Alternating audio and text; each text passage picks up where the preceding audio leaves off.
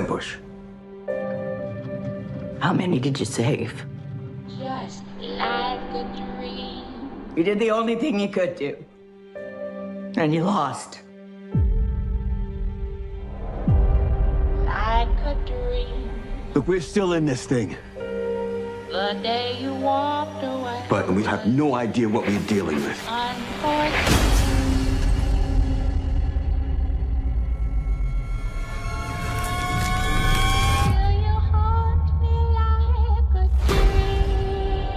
Things are getting worse around here, aren't they? Boyd, we're out of food. Too many things are changing. Yeah. I have to remember.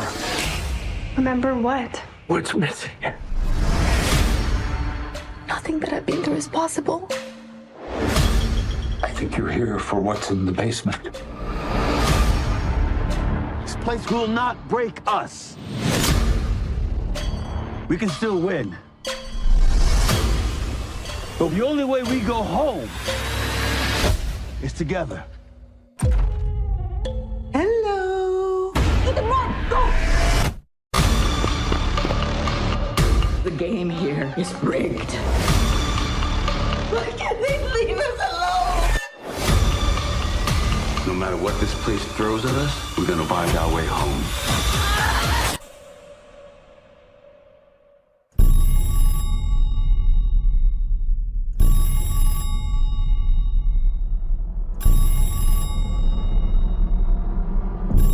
Everybody just talks about how afraid they are of dying. Well, I don't think that's the worst thing that can happen to you here.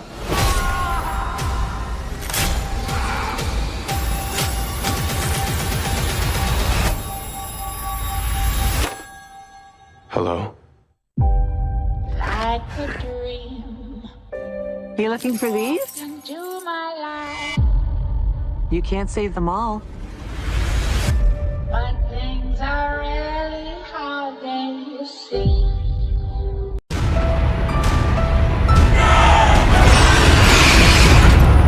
And cut! We knew that we wanted our creatures very much to maintain a human quality. The creatures look really normal at one point and then turn into monsters. They come out of the woods at night looking like a creepy librarian, your neighbor's a worker or a milkman. They take the form of somebody who that character would probably be close with. So Julie sees a young guy that maybe she knows from school. Don't you recognize me? They come at you smiling. They come with a seduction and with an enticement. When can I come inside? They enjoy it, these monsters in this place. They enjoy inflicting harm. They never run, which is even creepier. Because you know why? They don't have to. There is a husk outside that is human, but there is something deeper in them. When it does come out, it's almost demonic. It's horrific. We started off with that image of the Pope by Francis Bacon, the English painter. I always thought he was painting people on the inside, not the outside. They are intelligent creatures, and we're going to find out more about that. Hey, be really quiet. Christie has an ultrasound machine. Wait, what? It was on the ambulance that came into town. So you really think this is gonna tell you anything? I don't think anything's here by accident. You really want to beat this place? Sober up. Is someone upstairs? No. Oh my god. Oh, no. And welcome all to a impromptu edition of Fromville Friday. And it is so awesome to be here with each and every one of you, coming off of that nasty cold last week that almost kicked my ass, but we defeated it in the long run. Got finished with some work a little bit earlier tonight, so I figured let's dive on here and hang out with the chat, hang out with the Fromily, and talk some episode 6 predictions. As we are just one day away now. Man, is it just me, or are these weeks absolutely flying by? It really feels like we were just watching episode 5 yesterday. And here we are less than a day away, or around 1 day away, actually, about 26 hours or so, less than 26 hours away from episode 6. Yeah, these weeks are just absolutely flying by. Flying by. Thank you, Emmy. Thank you. I very much appreciate that. Definitely feeling much better this week compared to last week. Last week kicked my ass. Felt like I was stuck in Fromville. But we are back and we are diving into all things. And we have some pretty fun things that we're going to be discussing tonight and taking a look at. Two very special clips that we're going to be taking a look at. One here in a little bit, another one a little bit later on into the stream. But two pretty awesome things that I'm very excited to share with the Fromily. One I stumbled across myself, and another one was an awesome gift from two other members of the Fromily that most of you guys know and love.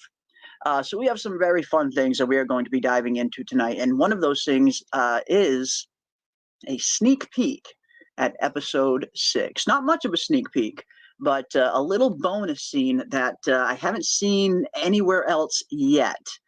So hopefully it will be a scene that maybe not a lot of people have seen yet. So we're going to be diving into all that. And of course, I want to hear from you guys. What are some of your predictions for episode 6? Where do you think this story is going? What storylines are you looking forward to the most? You guys know I want to hear from you. But before we do that, we got to say what is up to the awesome chat. Let me scroll down here and see who we have in here with us this evening. We got Thickly is a new member. Wow, thank you so much, Thickly, for becoming a member of the chat. A welcome addition as well. Always have some awesome topics and some awesome comments Thickly has. So excited that Thickly has become a member. Thank you. Very much appreciate the support. And we also have Doc Hayes, who has been a member for, wow, 16 months. Doc Hayes is one of the OGs of the Fromily. Been here since day one, since we first started talking from. So awesome to still see you here, my friend. I hope you are doing well. And thank you so much for being a member for 16 months. Wow, holy cow. Hi, everybody. Hashtag smiley. Yes, smiley. I mean, we'll never get rid of these smiley emojis. I mean, in terms of, I know I like to rotate the emojis in and out every once in a while for members. But if there's a few emojis that will probably never be going anywhere, like a handful of them that will probably never change. And one of them is definitely the smiley emoji. Can't get rid of the smiley emoji. That one has to stay. It's become a staple of the channel here at this point. But thank you so much, Doc. Good to see you, my friend. And again, thank you so much, Thickly, for becoming a member. And I owe you guys a whoa. Whoa! Awesome. Great stuff. Let's see who else we got in here this evening, shall we? But first, we got Jennifer Grover for $20. Wow, thank you so much, Jennifer Grover. That is incredibly generous of you. Jeremy, my son's name is Jeremy. Oh, that is awesome. A great name to have, indeed. Awesome stuff. But I just wanted to say you are a bleeping sweetheart. I can see your heart, and it is beautiful. Well, thank you so much for that, Jennifer Grover. And I very much appreciate you. I can always recognize an awesome fellow bleeping sweetheart, as it were, and you guys are definitely all bleeping sweethearts, as you are as well, Jennifer Grover. Thank you so much, Jennifer. You've been a huge supporter of the channel for a while now. It's awesome to see you pop into the chat. I hope you're doing well. I hope you're enjoying the start to your weekend. Hope you had a great week, and thank you so much for the support, Jennifer. Thank you very much. I very much appreciate you. Very much appreciate you, and I owe you a whoa. Whoa! Handing out woes already. I love it. I feel like it is Christmas. I feel like it's already Christmas. Awesome stuff, guys. Thank you so much for the support. It really does mean the world. Thank you. Yes, let Jasmine in, says Snuggy. Let Jasmine in. It's a little upsetting that we haven't seen Jasmine again. I know a lot of people want to see Jasmine. She's was a very interesting monster we got to see super early on. And yeah, it sucks we haven't seen Jasmine since. So wherever you're hiding, Jasmine, wherever you're at, come on out of that cave and join the Fromville party. We miss you. We miss Jasmine.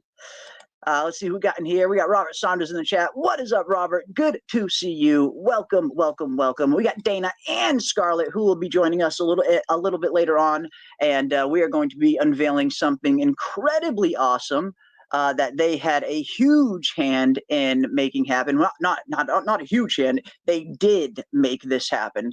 100% thanks to them.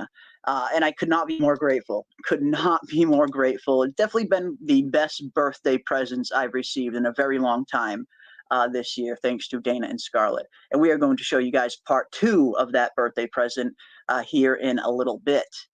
So thank you guys for that. And I'm looking forward to sharing that with the Fromily a little bit later on tonight.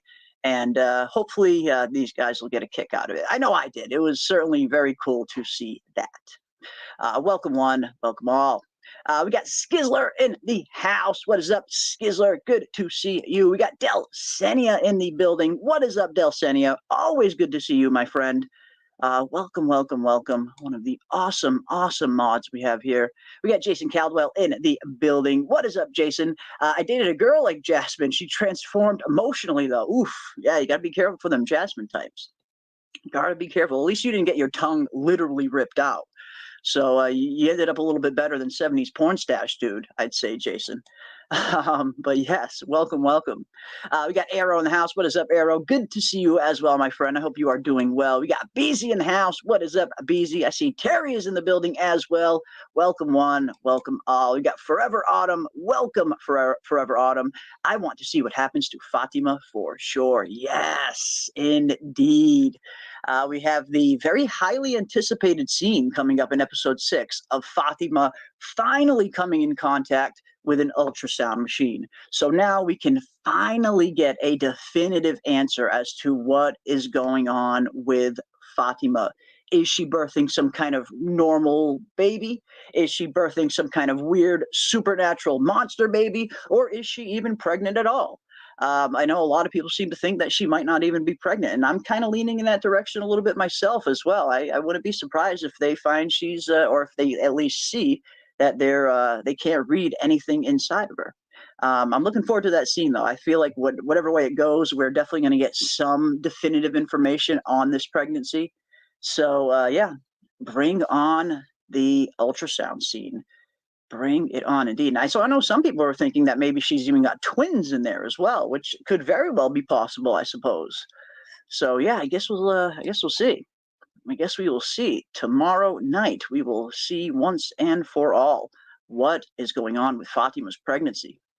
We got Princess B in the house. What is up, Princess B? Good to see you. We got Kevin. What is up, Kevin Peterson? I think I figured out the bottles. Ooh, interesting. Interesting indeed. Yeah, there's been a lot of bottle talk going around this week in terms of what these numbers could potentially mean. Are they numbers? Are they dates? Are they coordinates? There's been a lot of interesting theories going around. So yeah, I guess we'll see. I guess we'll see. And speaking of the numbers and the bottles, the sneak peek of episode 6 that I have to show tonight is very much Bottle Tree related. Now, it doesn't really show anything spoilery. I mean, it's a clip from the episode. It's a 1-minute clip from episode 6, a little sneak preview of the next episode. But it doesn't really reveal anything earth-shattering. So it's really not a huge, huge reveal, but it's an interesting, cool little clip that gives us some context into maybe some of the scenes, or at least one scene we are going to see in episode 6. And we're going to play that in a little bit and see what you guys have to say about it. See what you guys have to say. We got 88 Keys in the house. What is up, 88 Keys? I'm going to become a member soon. Well, that is so awesome. But again, I mean, you guys just showing up and hanging out is more than enough. But obviously, we love to see people become members too. That is absolutely awesome. And very much thankful to everybody, no matter how you choose to support the channel, whether it's becoming a member, coming in and hanging out, and just sharing your thoughts and theories and opinions, and sharing your time. Time is money at the end of the day. So we appreciate everybody and all of the forms of support that you guys show us, and could not ask for a cooler fandom to be a part of than the Fromily. It really is awesome here. Really is awesome. We got Steph1816 in the house throwing up the fanny pack granny emoji. Yes! Fanny pack G. Will we learn a little bit more about fanny pack granny this season? There's been a lot of interesting theories around fanny pack granny. Yeah.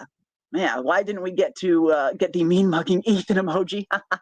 Yes, I forgot about the mean mugging Ethan emoji. Someone did, I think, mention that, right? That might have, if that was you, Amy, I completely forgotten. And so sorry about that. Yes, I will make the mean mugging Ethan emoji. Yes, that one is coming. That's actually a pretty good one. I like that one. And I actually have the perfect photo that I could probably make a nice mean mugging Ethan emoji out of. So yes, that one will be coming. I'll get that one up before tomorrow's stream, and you guys will be able to use that one at your leisure. Yes, yes, we'll get that Ethan one up there, definitely. We got Ty in the house. What is up, Ty? Good to see you. Welcome, welcome, welcome. There's a painting Victor drew in the past of Clara with her pouch eye. Have you seen it? I think I have. Yes, it looks like Clara, and almost looks like her eye is. It's like right after her eye gets injured, I believe. I vaguely remember seeing that drawing at some point, like very vaguely, not definitively, but I vaguely remember seeing something like that not too long ago. I think maybe somebody might have posted it in the Discord. Yeah, I think I've seen that, but it's been a while. It has been a little while, or maybe I just didn't get a very good look at it because I very vaguely remember that. Let's see what else we got. We got Leah in the house. What is up, Leah Bradley? Good to see you as always. We got Susan in the house. What is up, Susan? Good to see you. And thoughts and prayers go out to you, Susan. I saw your comment in the comment section of our latest video, and you know, and I saw so many people were commenting right under it, just showing their support and saying they have your back. And that's really what is so awesome about this fandom. Everybody really is so nice. Everybody supports each other. And yeah, you know, thoughts and prayers go out to you, Susan. And if you ever need anything, even if it's just to talk, never hesitate to hit me up. I am usually always around. Welcome, welcome, welcome. I hope you're doing well. Hope you and the family are okay. We got Pie Diddley in the house as well. What is up, Pie Diddley? Good to see you. Welcome, welcome, welcome. Got Robert Saunders in the building. Welcome, Robert Saunders. Welcome, welcome, everybody. Welcome to everybody. All right, let's dive into this a little bit now. And of course, if there's anybody I missed, I am terribly sorry. I see there's so many of you here. I try to get to as many as possible. But then again, if I were to greet everybody, we'd be here all night and not being able to dive into the topic at hand. But anybody that I did miss, welcome one, welcome all. I see a few people down at the bottom there. I see Jose. What is up, Jose? Good to see you. I see Mary in the house. What is up, Mary? The man in black is here as well. Welcome, guys and gals. Good to see you. And Nick L, the man, the myth, the legend. What is up, Nick L? Nick L, of course, is the awesome 3D printer and painter who has provided our 3D printed talismans that we are going to be giving away right here on the channel this Sunday night. That is right, guys. Usually on Sunday nights we do our encore watch party, but this Sunday night we have a very special stream planned that we are going to be giving away some 3D printed talismans. And Dana has also been very kind enough to donate some custom Fromville t-shirts as well. And yeah, we're going to be giving away some awesome 3D printed talismans and some Fromville t-shirts that you can see right here. And I gotta say, Nick just absolutely killed it on these. Not only did he 3D print them himself, but then he went a step beyond and hand painted each and every one of them to make them a little bit more talisman-esque. And boy, did he kill it! Like absolutely killed it on these. Here you can see the difference between the ones that were printed and the ones that were painted. Nick went and painted every single one of these like this one here to make them, again, a little bit more talisman-y, a little bit more weathered, like they've been in Fromville for Lord knows how long. And these came out just absolutely phenomenal. So freaking cool how these came out. I cannot thank Nick L enough. And awesome skills as well, Nick. I mean, you got some skills, my friend. You got some absolute skills. So we are going to be giving away these this Sunday night here on the channel, and we're going to be giving away some of these custom From t-shirts that Dana is having custom made as well.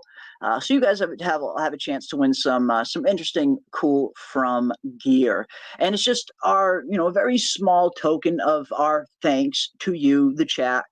Who have been so supportive of everything we have been doing this year. I wish it was more, but this is just our small way of saying thank you for everything that you guys have done, all the support on the live streams, the videos, everything, whether it's this channel, Dana and Scarlet's channel, all the other From channels. The From fandom as a whole has really shown up this year and been incredibly supportive in record numbers. So just our very small way of saying thank you to the awesome chat. And you guys have a chance to win some of these really cool custom t-shirts and 3D printed talismans. So big stuff there. And again, big thank you as well to Nick L and to Dana and Scarlet for helping me set this whole thing up. We've wanted to do something as a small thank you for a little while now, just to, you know, give back to the chat for all the support. And this was something I had in mind for a long time in terms of these 3D printed talismans. I came across them one day online, like a little over a year ago. And I thought, oh, okay, that is awesome, because my brother-in-law has a printer. So I was just going to print them out here. But with Nick printing them and hand painting them, they came out way better than if I would have made them myself. So I'm super thankful to Nick for stepping up and helping us with that. But yeah, just our small way of saying thank you. Very much appreciate you guys. Very much appreciate it. And we got Jennifer Grover for another 5. Wow, thank you so much, Jennifer Grover. Jeremy, I have to go because I'm too loaded. I hope to connect to you again sometime soon. Well, that is incredibly generous of you. Thank you so much, Jennifer Grover. And yeah, by all means, enjoy your Friday night. It is Friday night after all. If there was ever a night to get a little loaded, it is when you're on safe and at home on the weekend or heading into the weekend, as long as you're not driving. So yeah, have fun, Jennifer Grover, and thank you so much. Thank you. We got Robert Saunders, who has gifted 5 memberships as well. Wow, holy cow. 1, 2, 3, 4.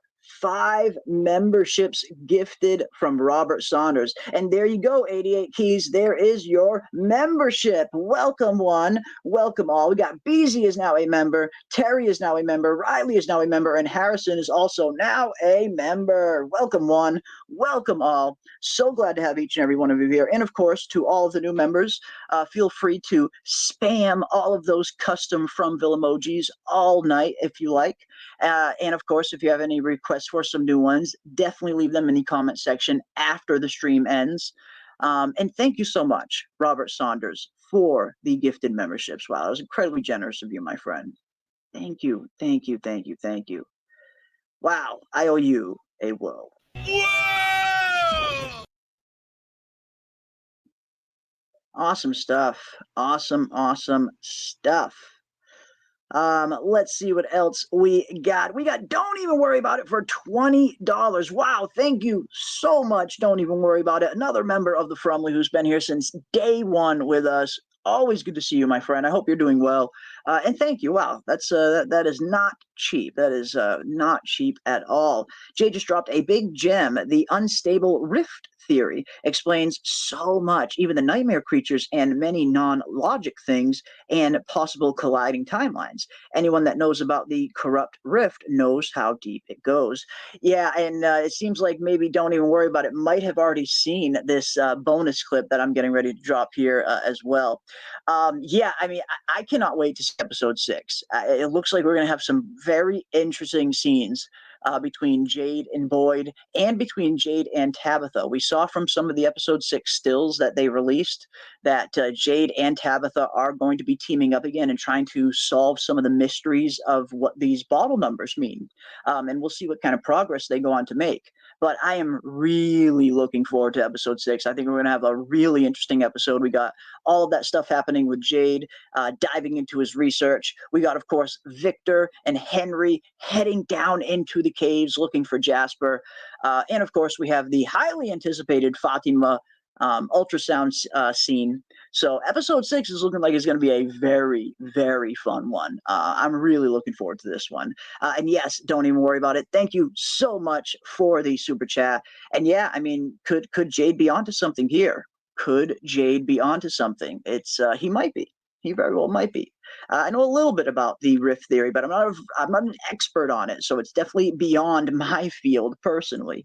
But no, who knows? He could be onto something. And honestly, if anyone is going to figure this place out, truly figure this place out, I definitely think Jade is going to have a very heavy hand in figuring these big answers out. Like eventually, when we do get to the bigger answers, yeah, Jade is definitely going to play a big part in solving some of these things, I feel. So will characters like Sarah and Elgin and Tabitha. These characters, I think, are definitely going to be the more vital ones to getting some of the bigger answers. Victor, too. So I'm looking forward to that. I'm looking forward to episode 6. And thank you so much for the 20. Whoa! Awesome stuff. Awesome stuff. All right, let's see where else we are. Let me dive back in. Oh, first we got another 5 from Jennifer Grover. Wow, thank you so much, Jennifer. Jeremy, one of my sons is named Jeremy, and you are bleeping sweetheart. Well, thank you so much. I appreciate that. Again, you are very kind and generous, as always. And yeah, Jeremy is a great name. Jeremy is a great name. So you gave your son a good one there, Jennifer. A very, very good one there. Solid name, indeed. And thank you so much for the 5. Thank you for the support. And I owe you another whoa. Whoa! All right. Awesome stuff. Awesome stuff. All right, let's dive back into the chat, shall we?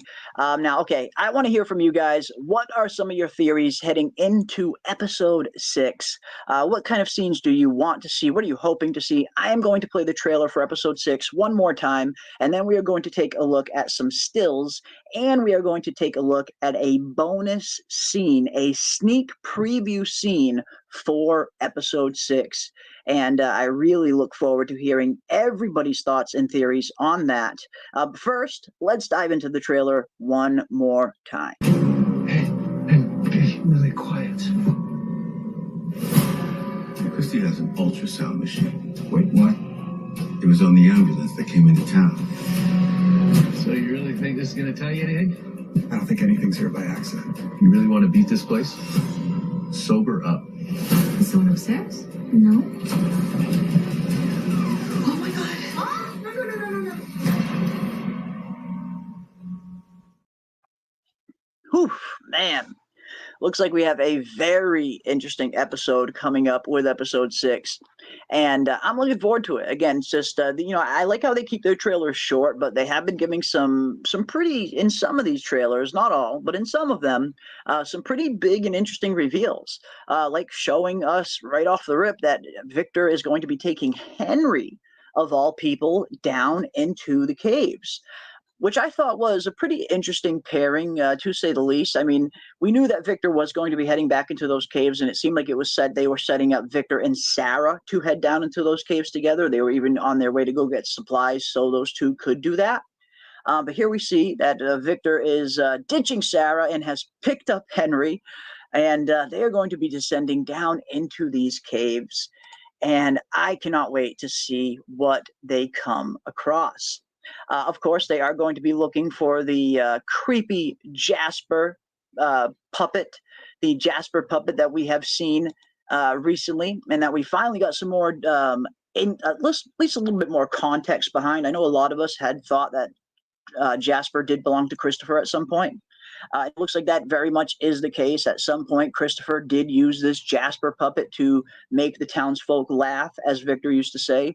But at some point along the line, it seemed like the roles were reversed a little bit, where all of a sudden Christopher went from puppeteer to puppet himself, and Jasper went from the puppet to the puppeteer. A little interesting role reversal there, where whatever happened to this Jasper puppet, or whatever possessed this Jasper puppet, definitely seemed to be a little bit more on the nefarious side, as it seems like it might have started to slowly corrupt Christopher into becoming a more darker and darker character, perhaps. So I'm looking forward to learning a little bit more about that. What is really going on with this Jasper character puppet?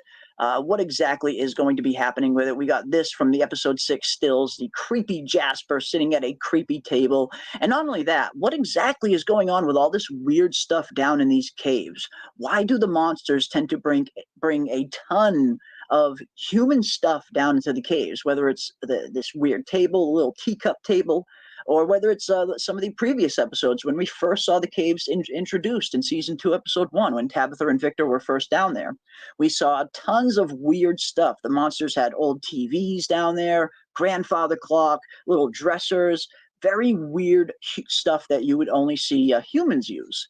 So that's another big question mark as to why the monsters have all this shite down there to begin with.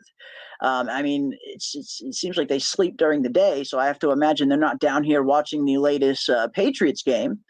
But very strange how they tend to bring some of this weird stuff down into the caves down there with them. So maybe we'll get some kind of definitive answer as to why they bring this stuff down. Maybe. Did you guys see that MGM post on X that we will get a huge reveal, Monsters Origin, this episode? Ooh, interesting, Princess B. Yeah, I mean, it looks like we're going to get something. And will it be the Monsters Origin? Will it be something else? I don't know. Personally, I've not seen any of the episodes early, so I am in the dark with everybody else, and that's exactly where I want to be. I don't want to know anything that's coming ahead of time. Other than the stills that they release and the trailer that they drop, that's kind of the only stuff I look at, is stuff that they kind of release early. But in terms of knowing bigger spoilers, I have no idea what is coming, but I certainly cannot wait to find out. If we do have some kind of big revelation coming in episode 6, I think that could be a pretty good place to put it. Now, notoriously or historically, when you look at From seasons 1 and 2, usually right around that episode 6 or episode 7 mark is when something pretty big happens every season. In season 1, we have the giant Colony House massacre and the death of Father Cautry, which happens in episode 7. And then in season 2, when we get to episode 6, we have Boyd taking out Smiley. So every season up until this point, we get a pretty big event right around that midway point, right after that midway point, around 6 or 7. So if they are going to be dropping a big reveal, episode 6 would be a good, as good an episode as any for them to drop it in, as historically they have been giving us some pretty good stuff on those episodes. So yeah, maybe we'll get some interesting reveals. Sometimes the thing that make you laugh make you cry. Indeed. And I think we all had a little bit of that reaction last week when we saw this very heartfelt scene.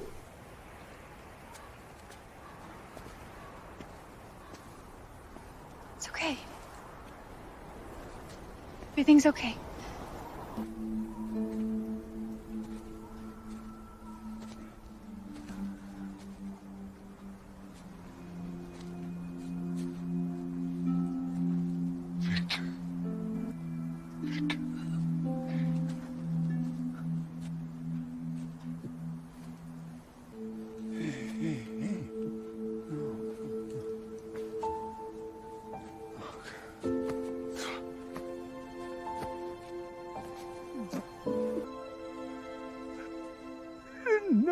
Get home. I didn't know how to get home. It's okay. It's okay.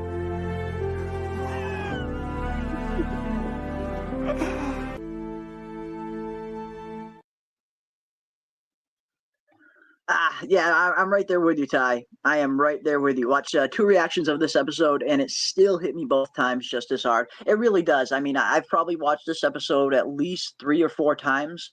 And every time that scene comes around, yeah, it just still hits you in the feels a little bit. It's just a well crafted scene, from the writing of John Griffin to the acting of Scott McCord and Robert Joy.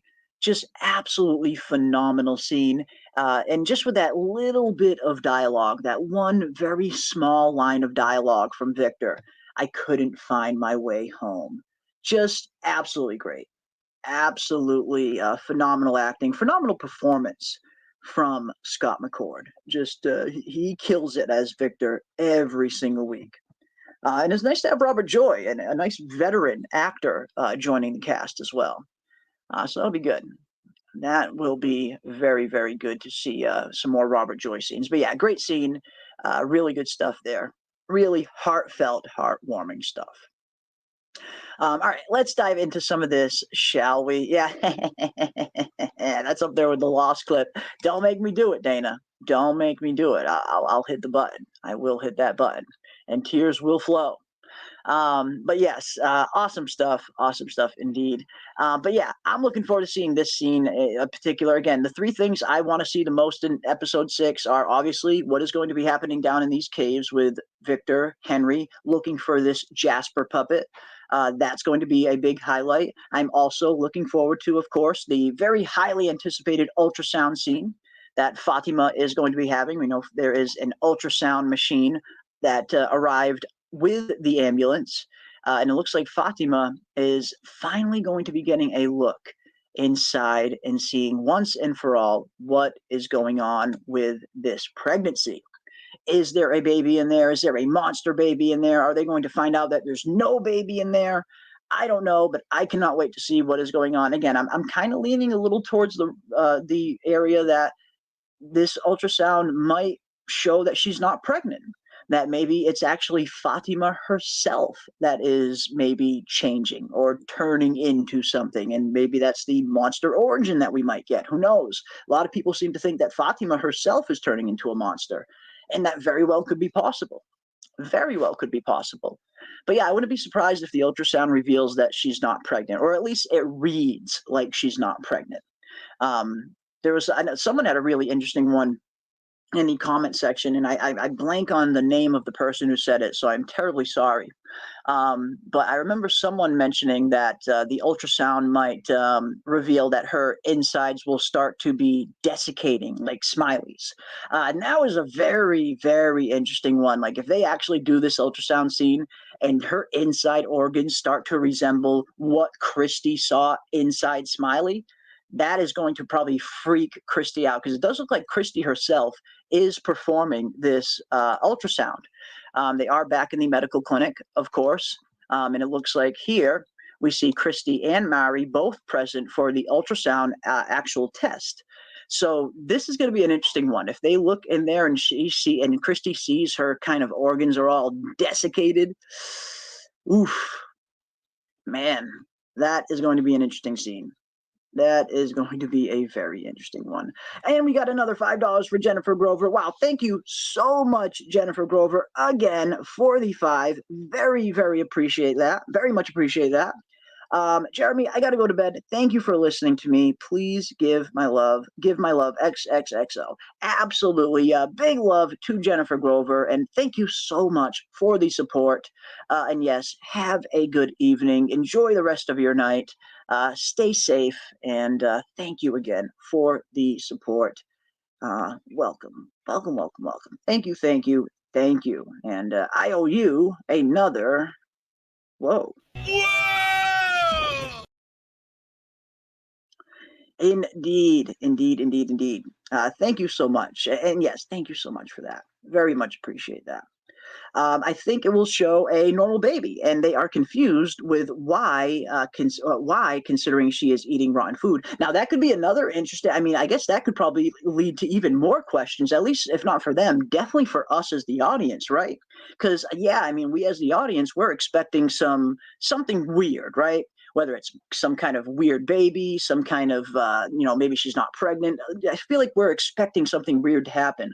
But I feel like it would be a nice little kind of subversion of expectations in some senses if they do this ultrasound scene. And yes, it just looks like it's a normal baby, because then it just opens up a whole ton of other questions as to what the heck is really going on. Why is she craving rotten food? Why is she craving human freaking flesh? A lot of questions that could potentially arise, and that very well could be a possibility that it might just look regular human. And again, that could be an interesting one. That could be a very interesting route that they go down. I know this probably wouldn't work, but I would definitely point a shotgun at the head of one and try to blow it apart. Oh, in terms of the monsters, I suppose anything's worth trying. I do believe Donna mentions in an earlier episode that they have hit these things point blank with shotguns, and all they do is smile. Now, do they hit these things point blank with shotguns in the chest or right up to the head? Because that's two very different things. I mean, if you get a very powerful 12 gauge shotgun and you put that right to someone's head and pull the trigger, it's most likely going to turn their head into an exploding freaking watermelon. It's not just going to be a gunshot wound. It's going to absolutely eviscerate that head. And could they potentially do that and take out one of the monsters? I don't know.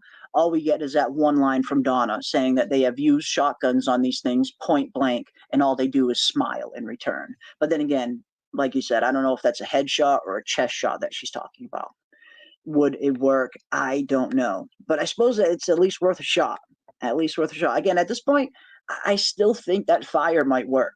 Fire is just, it's a very destructive element, a natural element. It kind of, and we saw that fire worked on Smiley's body. Boyd took out Smiley with the worms. They had to dispose of his body. They burnt the body and it burnt to ash, it seems. Did fire work because Smiley was already dead? I don't know. But part of me thinks that fire might potentially work against these things, that maybe they could actually burn one of them alive. That might work. Might not. There's a chance it could not work as well. But I get the feeling fire might work. I think fire might work. And Smiley's the real daddy. Oh, I just saw that in the chat and I missed it. Where was it? I just saw it a second ago. Oh, that was hilarious. That was hilarious. Yeah, Smiley is the real daddy. Are we getting ready to watch a clip of Mary Povich? There it is. Smiley, the real baby daddy. Maybe. I mean, it's very interesting, and I know we've talked a little bit about this in the past, but we seem to see some kind of trend that is developing on the show, where when humans die, new humans seem to get brought into Fromville to almost take their place. And we've seen multiple different cases of this happening. Just about every single time someone dies, someone eventually new arrives to kind of fill that spot. Whether it's losing all the people we lost during the Colony House massacre, and then an entire busload of people arriving to replace all of them. Whether it's the Megan and her mother dying, making room for the Matthews family. We have seen many instances of characters dying in Fromville and new people arriving. Almost like there is some kind of balance that needs to be maintained. Like this place wants a certain amount of people in here at all times. But then you look at the monster side of things and you start to wonder, could there be a similar rule applied to the monster side? We saw Boyd take out one of the monsters in season 2. Now that one of the monsters got killed, do we now need to see a new monster get created to take Smiley's place? Is there some kind of balance that needs to be maintained on both sides, maybe? I don't know, but I think it would be very interesting. Could be very interesting. Are we going to see a hashtag new Smiley? Smiley's replacement. Is Smiley's replacement on the way? I don't know, but it certainly has been very interesting to see that. Certainly been getting new humans every time humans die. But I guess we'll see. I guess we shall see. What is up to my main pal, D-Wag, in the house? What is up, Darren? Always good to see you, my friend. Welcome. I'm going to have to get you on here one of these nights, maybe on me and Ravener's Tuesday stream, and get some of your takes on From Season 3, my friend. Welcome. I hope you're doing well. I hope you are doing well. I think the baby will have accelerated aging, and I think that might be possible as well. Again, I wouldn't be too surprised if she is really pregnant. Yes, I would not be too surprised if we start seeing her showing at a much more rapid rate. Because, I mean, when you have a storyline like this and a show like this that is very slow moving, we look at the entire events of season 2. Everything that happens in season 2 only takes place over the span of just a few days. It really has not been all that long since the Matthews family first arrived here in Fromville. It might seem like a lot of time has passed to us as the audience because we're watching an episode every week and we're watching a season every year.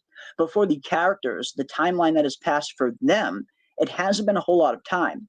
So if they are going to do some kind of pregnancy storyline, then they're either going to have to do two things, some kind of time jump and, explain for the showing part, or maybe it's a little bit more of a abnormal pregnancy where she starts to show a lot faster. And I would get the feeling that we are going to see something like that. We did get a very interesting picture from Ricky He that he posted not too long ago of him holding on to one of those prosthetic pregnant bellies, like one of those fake pregnant bellies. And that led a lot of us to believe, like, okay, maybe Fatima is actually pregnant and maybe she is going to start showing this season. And if that is the case, it's probably going to be a much more rapid growth.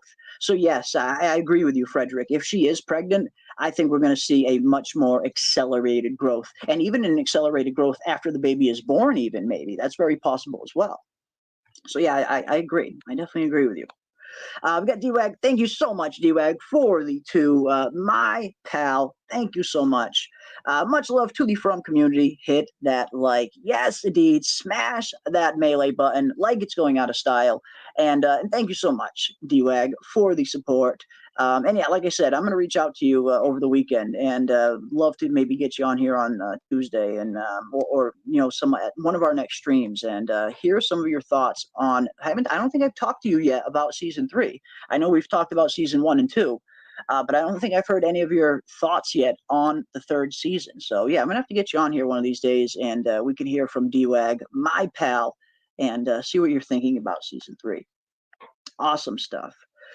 Awesome stuff. If fireworks just burn the tunnels, hey, maybe that's been a very interesting proposal that many have been suggesting for a while. If these monsters are sleeping in these caves and fire does work, why not just torch the tunnels? And we saw Kenny nearly do something like that this season, where he was getting ready to load up with a bunch of alcohol and to go down into those caves, and he was getting ready. He was getting ready to have himself the most epic of barbecues that we have ever seen. Now, luckily, of course, Boyd kind of shows up and talks him off the ledge in the last minute. But man, talk about another great scene that was. What are the bottles for? I'm going into the tunnels. I'm gonna find those things. And I'm gonna burn every last fucking one of them. Okay. Okay, what? Okay, let's do it. Let's go. Victor and Tabitha said they're everywhere down there. Yeah, Jade went down there. Clearly saw some disturbing shit. What he didn't see, creatures. Not a single one. There's the one thing I do know. This is how they want us. Angry. I also know this. Hey, if we find them, there's a good chance we are not coming back. But if this is what you want to do, I will go with you side by side, and we will take out as many of those motherfuckers as we can. And how alone she must have felt. Hey. She wasn't alone. They made me watch. Hey, she was strong, Kenny. She was strong. Listen to me. She was brave. She looked at me and she did not take her eyes off me. Before she died, she said, Oho chuguko yiga takochi gela. No, I don't even know if I'm saying this right. Take care of him. That's what it means. Take care of him. He'll be alone now. Come here, man. Come here. It's okay. Oh, man, I got you. What a great scene. What a great scene. Hey, let's go back, okay?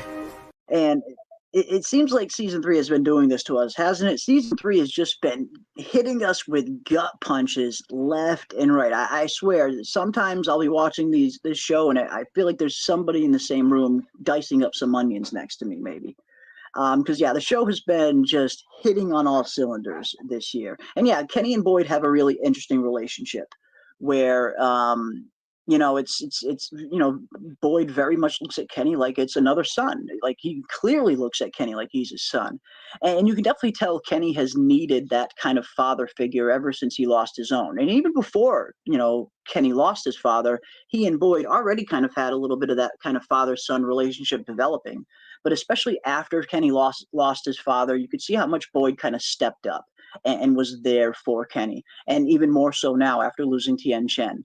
And after just hearing Tien Chen's last words, knowing that Boyd was with Tien Chen the entire time, watched this horrific death scene right in front of him, yet held on to her last words that were spoken in Cantonese, mind you, wasn't even spoken in English. He couldn't even understand what she was saying, but he was just sitting there reciting word for word her last words because he knew that they were going to be important to Kenny in some way, shape, or form. He did not want to forget her last words. And for it to kind of come full circle, for Kenny to kind of translate those last words in that scene, it really does. It showcases the great relationship that Boyd and Kenny really have kind of cultivated over the course of the show. So yeah, their dynamic is one of the better ones, I feel, for sure. For sure. And we got Robert Saunders for $5 as well. Thank you so much, Robert, for the 5. The accelerated growth of Fatima's baby would also explain Ethan's rapid growth and prevent him from being killed off or recast. That's a good point, Robert, because, yeah, we've been wondering this for a while, haven't we? And I know we talked a little bit about it between seasons 1 and 2 when we saw the growth there, which was nowhere near as much as between seasons 2 and 3. But yes, anytime you cast child actors in a long-running series, you're always going to potentially have the problem where they're just going to age up. They're going to start getting older. They're going to start growing, and we're seeing that happen with Ethan, not just Ethan, but the actor who's playing the boy in white as well. I remember when the boy in white showed up at the end of season 2, at first I thought it was a completely different actor from the actor in season 1 because he looked just so much different because he had grown up so much. So yeah, those kids, they're at the age where they start growing like freaking weeds. And I've joked about it in the past, but at this rate, we're going to have Ethan, drinking beers by the time we get to season 5, and with a full beard.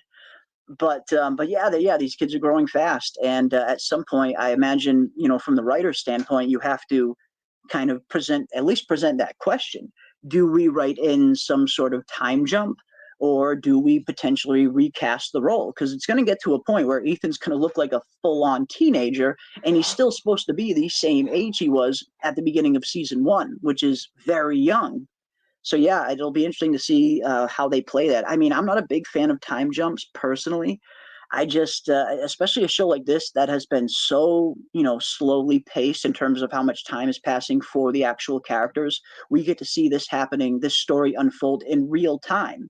And that's one of the compelling aspects of the show, at least for me, that we're seeing day to night, every episode. And we're seeing everything that these people are going through. There isn't these big extended period of times that kind of get jumped that we're left to wonder, okay, what happened between A and B? We're seeing everything play out almost in real time. So yeah, it'll be interesting to see what they ultimately do. Will they have to write in some kind of time jump to explain Ethan's growth? Or will it be one of those things where they're hoping the audience will kind of just suspend their disbelief, which does happen every once in a while. It is a TV show. So as an audience, we do have to kind of understand that some things are just, hard to get around. The only other option is to, as you mentioned, recast the role, end up casting a different actor to play Ethan at some point if they're planning on keeping him this young for the whole series, which you hate to see. I mean, you hate to see prominent roles on shows get recast, but it happens. It happens, unfortunately. But yeah, we'll see what they do.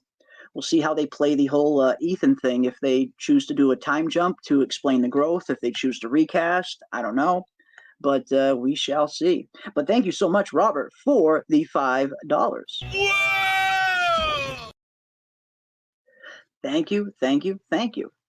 All right, let's get back into it, shall we? Yeah, Boyd he's there for Kenny. Absolutely. Love the scene. Yeah, it was a great scene. It really was a phenomenal scene, indeed. But that's the thing. I mean, this is what I love about From, is it's not just a mystery show. And that's why I try to tell, I know a lot of people want answers. I want answers myself as well.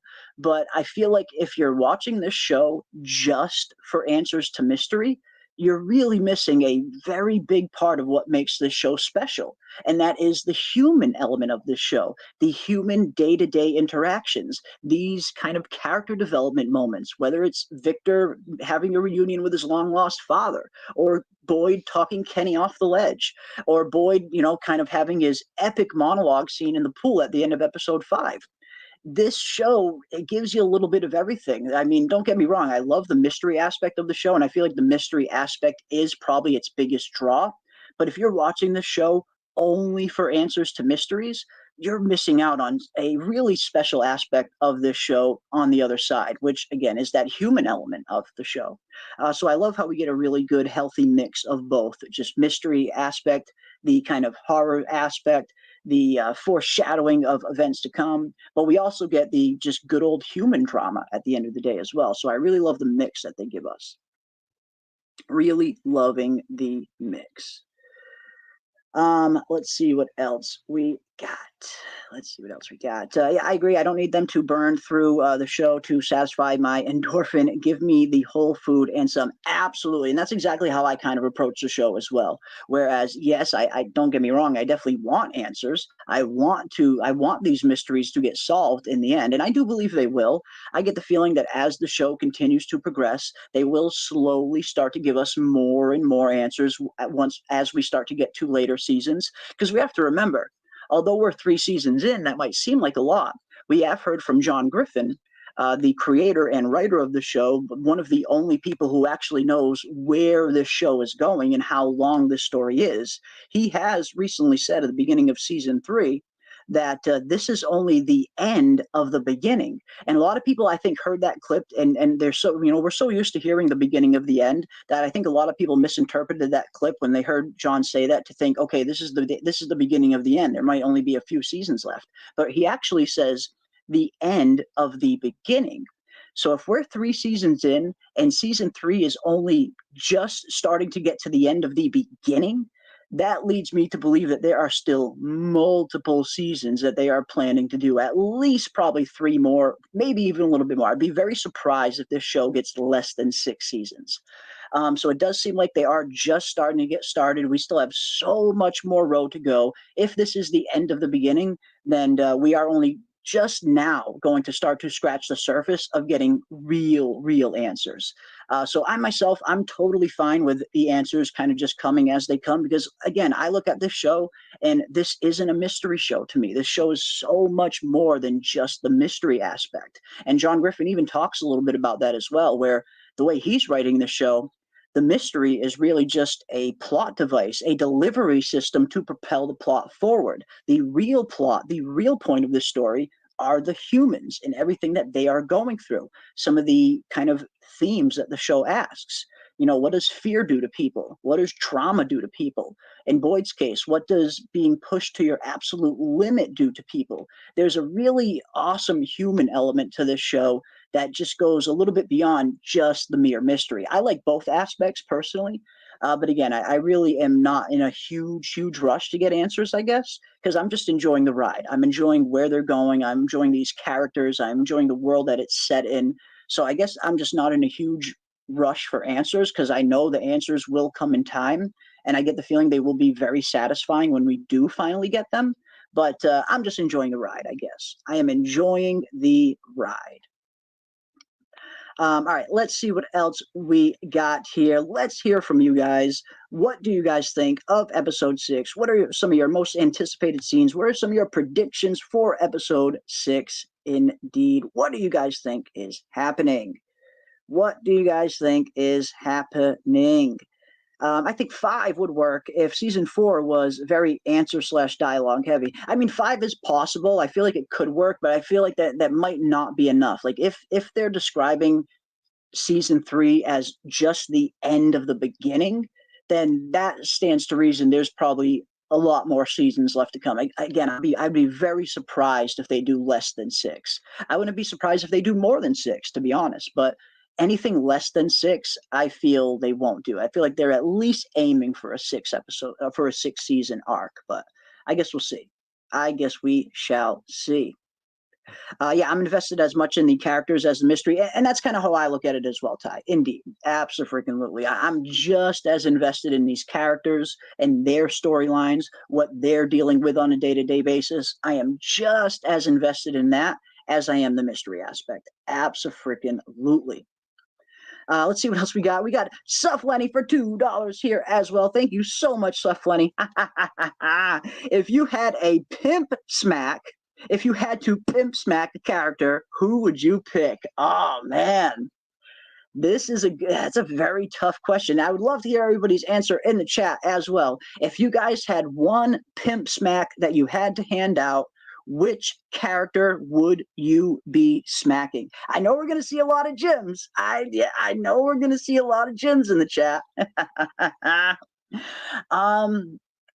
Man, if I had to pimp smack one character, who would it be? Jeez, that's a tough question. That is a tough question. I mean, I do really enjoy all of these characters. But yeah, we got some Jims, Ellis or maybe Ethan, immediately Jim. We got a Julie, we got another Jim, we got another Jim. Fatima needs a smack, and Ellis. Okay, we got another Jim. Oof, yeah, I had a feeling Jim was not going to be doing well in this category.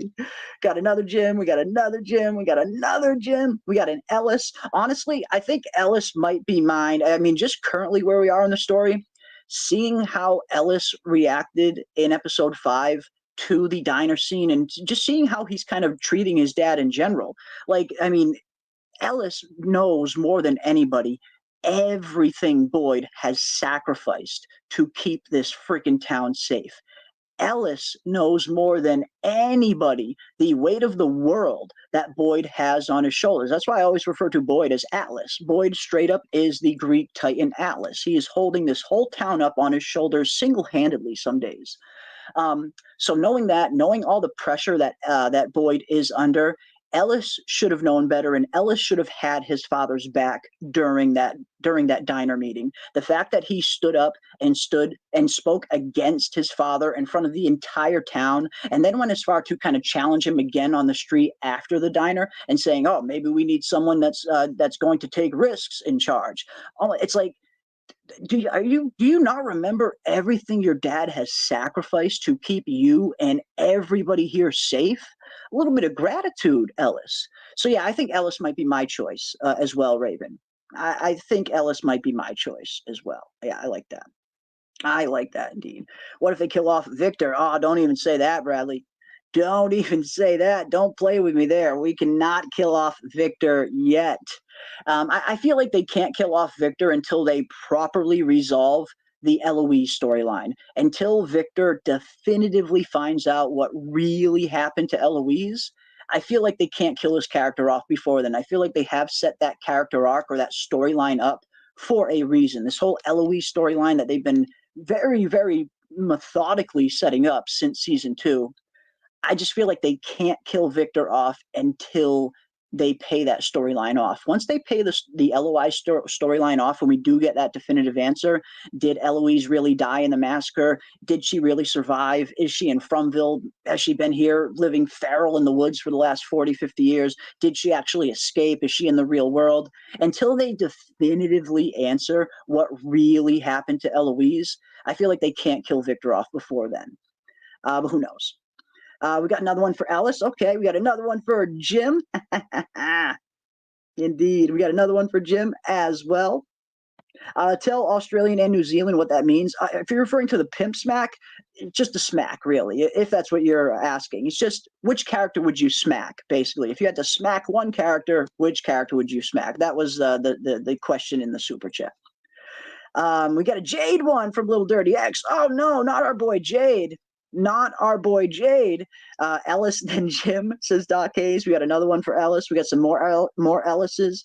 Mama Susie says Randall. Uh-oh. Mama Susie says Randall. Okay, Dana's mother is not a big fan of Randall, apparently. Okay, I can understand that. I mean, Randall's done a lot of dickhead things. I'm still hoping for some kind of redemption arc for Randall.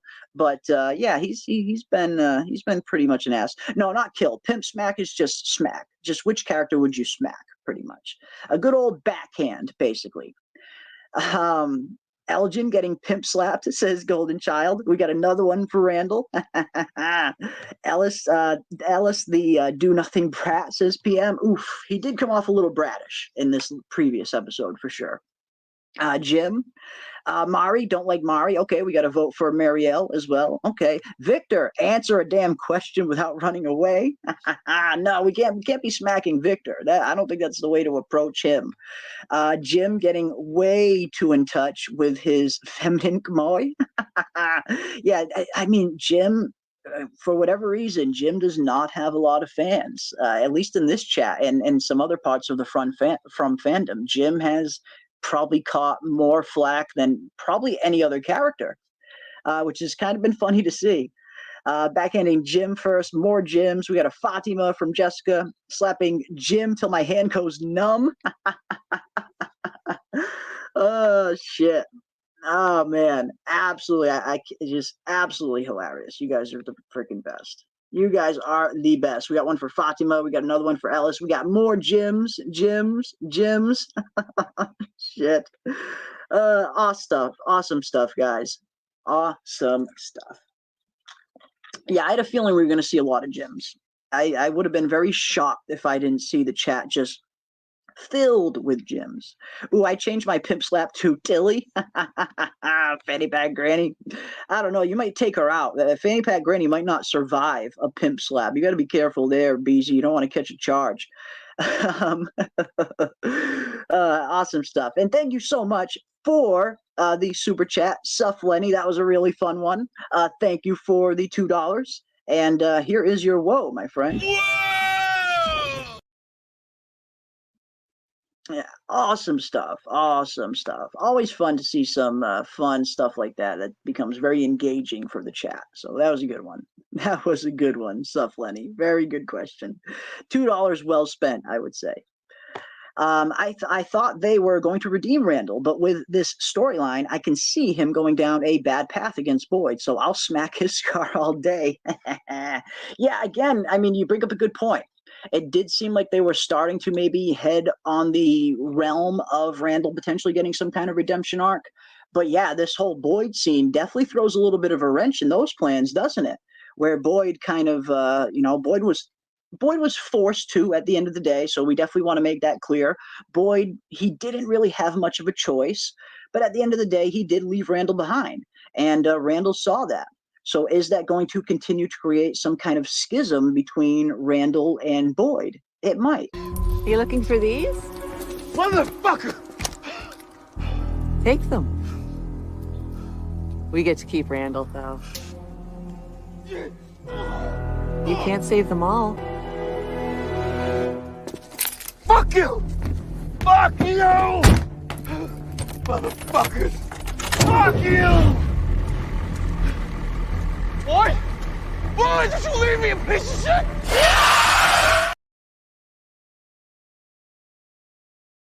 Oof, man.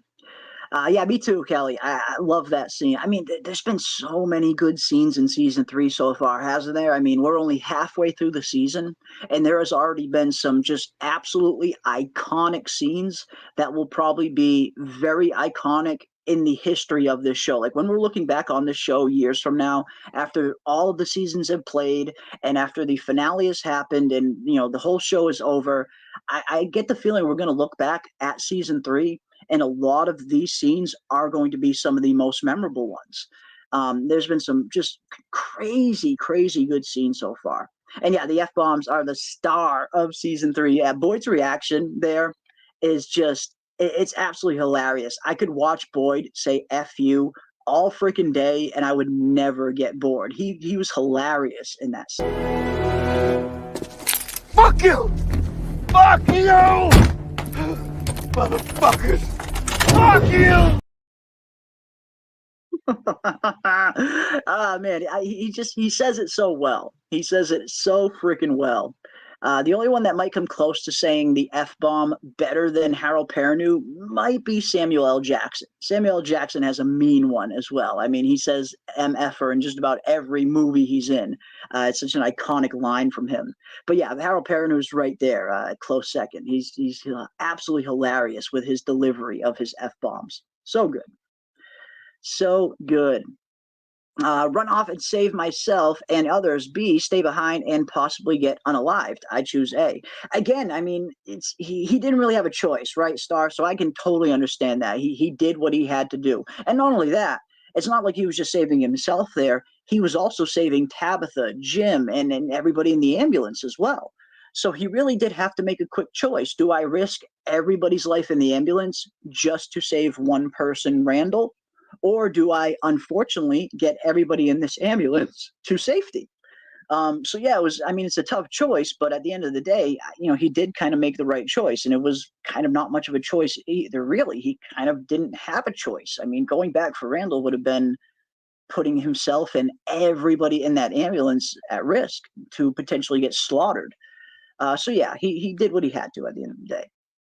He could have ran the monsters over to save Randall. I mean, he could have potentially tried it, maybe. It would have been a little risky, but it would have been fun, if nothing else, to see Boyd play a little bit of roller derby with some of these monsters. That could have been pretty interesting. The FU was more realistic. It is. He's very good with his delivery, for sure. For sure. Turning on the ignition while yelling "fuck you" is just iconic. It really is, isn't it? Just absolutely iconic line right there. Iconic scene. Again, so many iconic scenes that we've seen so far this season. It's been great. It is great.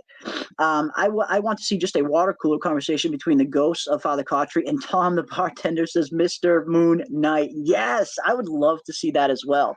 And speaking of Tom the bartender, let's talk a little bit about Tom the bartender, because of course it was revealed in the episode 6 trailer that Tom the bartender will be in episode 6 talking to Jade. And this is something we predicted way early on because we saw the actor, Reed Price, who plays Tom. He actually made a post right around the time when season 3 was just getting ready to start filming. Reed Price posted something on Twitter. And this definitely led me to believe that he was going to be in season 3. This was his post. He says, "No better place to film in the world," and he hashtags Nova Scotia and Canada. And of course, we all know that they film from in Nova Scotia up in Canada. And this was right around the same time that they were just getting ready to start filming season 3.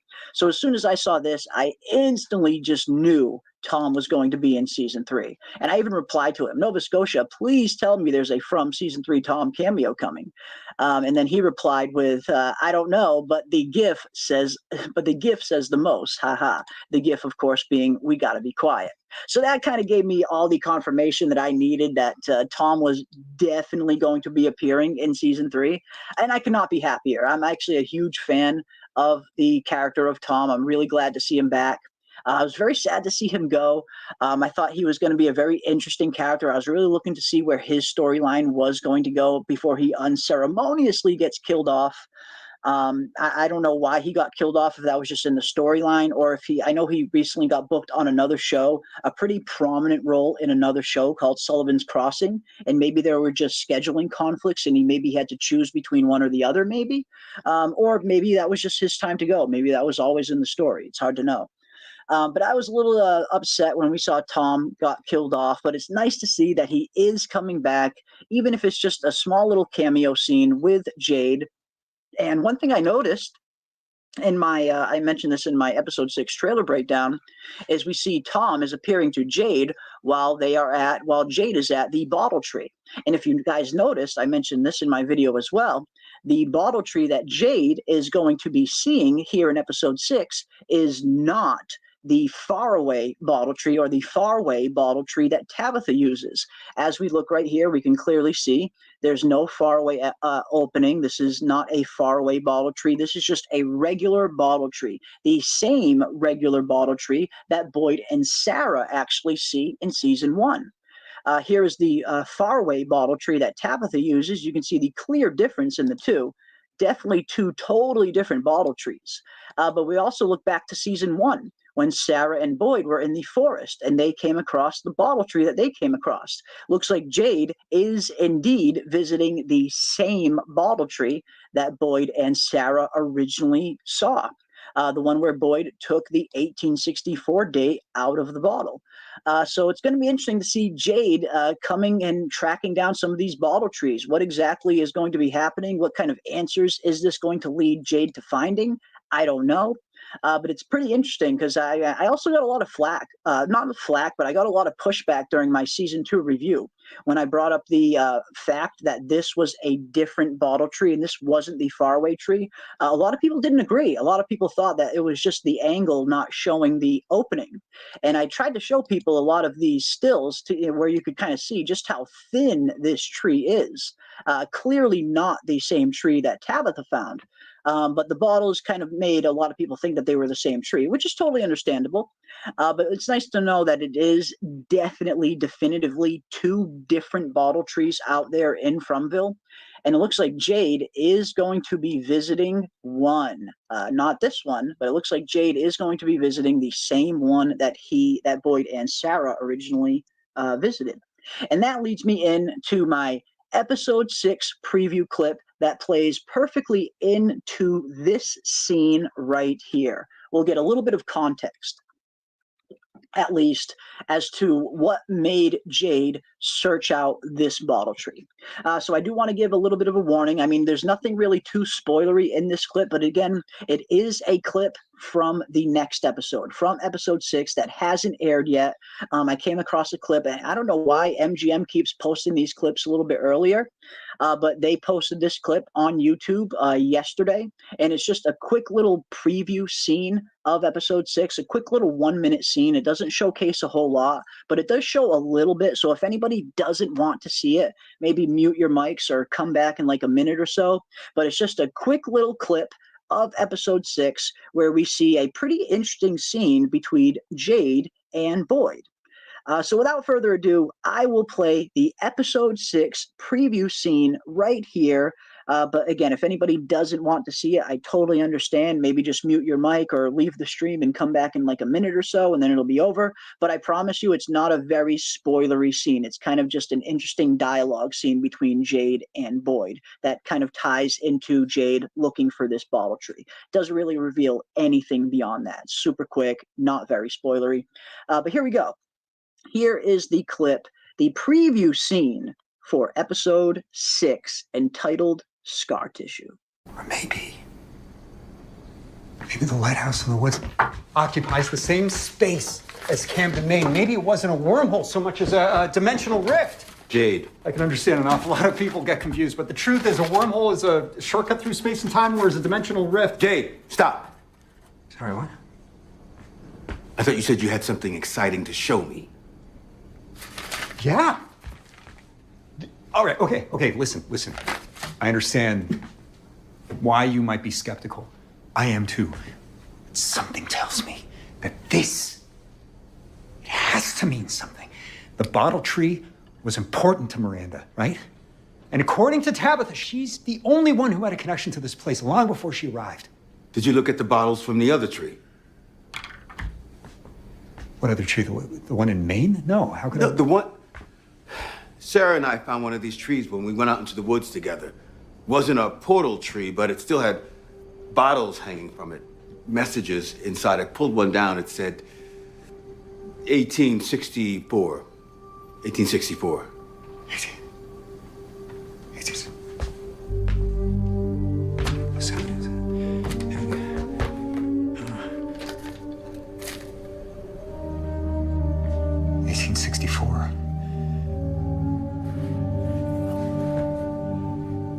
Where's the second tree? But things are really hard to see. There it is, ladies and gents. Quick little sneak preview scene from the upcoming episode 6 entitled Scar Tissue. And a pretty interesting one. Here we see Jade and Boyd. I get the feeling this is probably taking place pretty early on in the episode, where we see Jade in the bar. He's kind of doing everything he can to try and decipher some of these numbers. He's got them all lined up, on the wall behind him, and he's looking very It's Always Sunny in Philadelphia-esque, and he's trying to figure out something, trying to find some kind of pattern, I would imagine, between all of these numbers that were in the bottles and what exactly they could potentially mean. And then, of course, Boyd comes out and tells Jade, have you compared these ones to the other bottle tree? And this is information that, Boyd is just saying it, expecting Jade to know. No, of course Jade does not know about the other bottle tree. You and Sarah probably didn't tell anybody about the other bottle tree, so how could he know about it?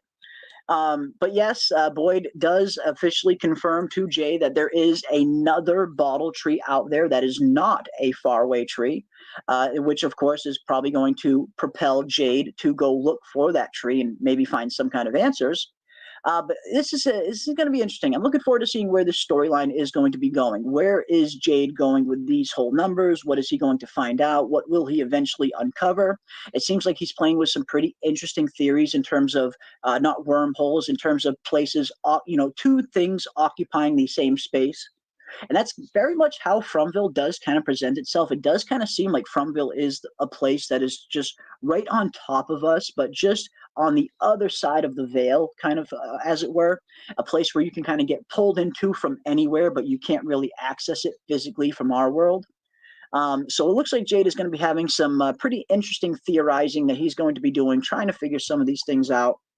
And I cannot wait to see where this goes. Again, Jade is, I do think, a lot of the big answers. When we do eventually get some big answers, I do think Jade is going to be at the heart of that. I think he'll be a very pivotal role of solving a lot of these mysteries eventually. But yeah, what exactly do you guys, what are you looking forward to for episode 6? What are some of your predictions for episode 6? Do you think Jade will find anything at this second bottle tree? And man, how cool is it to see Tom back in action? But first, we got Robert Saunders for another 5. Wow, thank you so much, Robert Saunders. Will Randall's face rapidly heal like Ethan and Ellis, or will he heal at a normal pace like Jim? I don't know. That'll be an interesting one because Randall was one of these characters who was actively looking for a way out in season 2 when him and Jim were teamed up. And it seems like so far, I believe that the characters that are trying too hard to find a way out, the characters that are quote unquote breaking the rules, those are the characters that seem to not be healing fast. Whereas the characters that aren't really looking for answers, the characters that aren't out there breaking the rules, those characters seem to heal very fast. So yeah, where exactly will Randall kind of land in this category? Because again, in season 2, he was definitely one of those characters that was actively looking for answers with Jim. But here in season 3, he's kind of slowed down a little bit. So I don't know. I feel like Randall could, fall on either category. I mean, we see a little bit of the stills that show a pretty gnarly scar, or at least a very gnarly cut on Randall's cheek when Marielle is done stitching him up. I think we have a still of it here. Yes. We see a pretty gnarly, pretty gnarly cut on Randall's face here. Just look at this gnarly cut. And we remember seeing this at the end of episode 4. You could literally see a giant flap of his skin just flapping off of his freaking cheek. So they filleted him like he was a damn chicken cutlet, it looks like. But yeah, I don't know. Will Randall heal fast like Ethan and Ellis did? Or will Randall heal a little bit slower like Jim did? I don't know. I feel like it could go either way because he did actively look for answers in season 2, so he may not experience a healing factor like some of the other characters. But then again, it also seems like Fromville does have some kind of special interest in Randall, along with Julie and Marielle as well. Randall is seeing these cicadas again. He's having these weird kind of, these weird episodes, I guess you can call them, where the cicadas are showing up at the worst times. So I wouldn't be surprised if Randall maybe does heal a little bit faster, because again, maybe Fromville has some kind of plan for Randall. It doesn't seem like this whole cicada thing is over with. So yeah, I don't know. That'll be interesting to see. That will be interesting to see. But yeah, that shit is permanent, as Doc Hayes says. That is permanent. Like, regardless of how fast he heals, he is going to have a gnarly scar. All the healing in the world is not going to heal this thing fully. He's going to have a nasty scar on his cheek for the rest of the series, without a doubt. Like, that's permanent scar territory, definitely. But yeah, Mari did a good job stitching him up, though. Yeah, she did.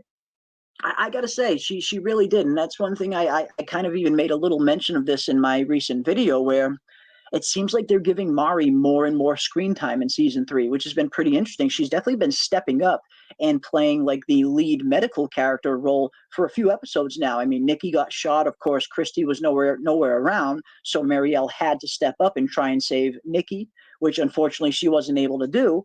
But she did seem like she performed pretty well under pressure now that she is out of the cicada coma, now that she's not having her withdrawals that she had in season 2 after her whole addiction phase. It does seem like she is becoming a more reliable character.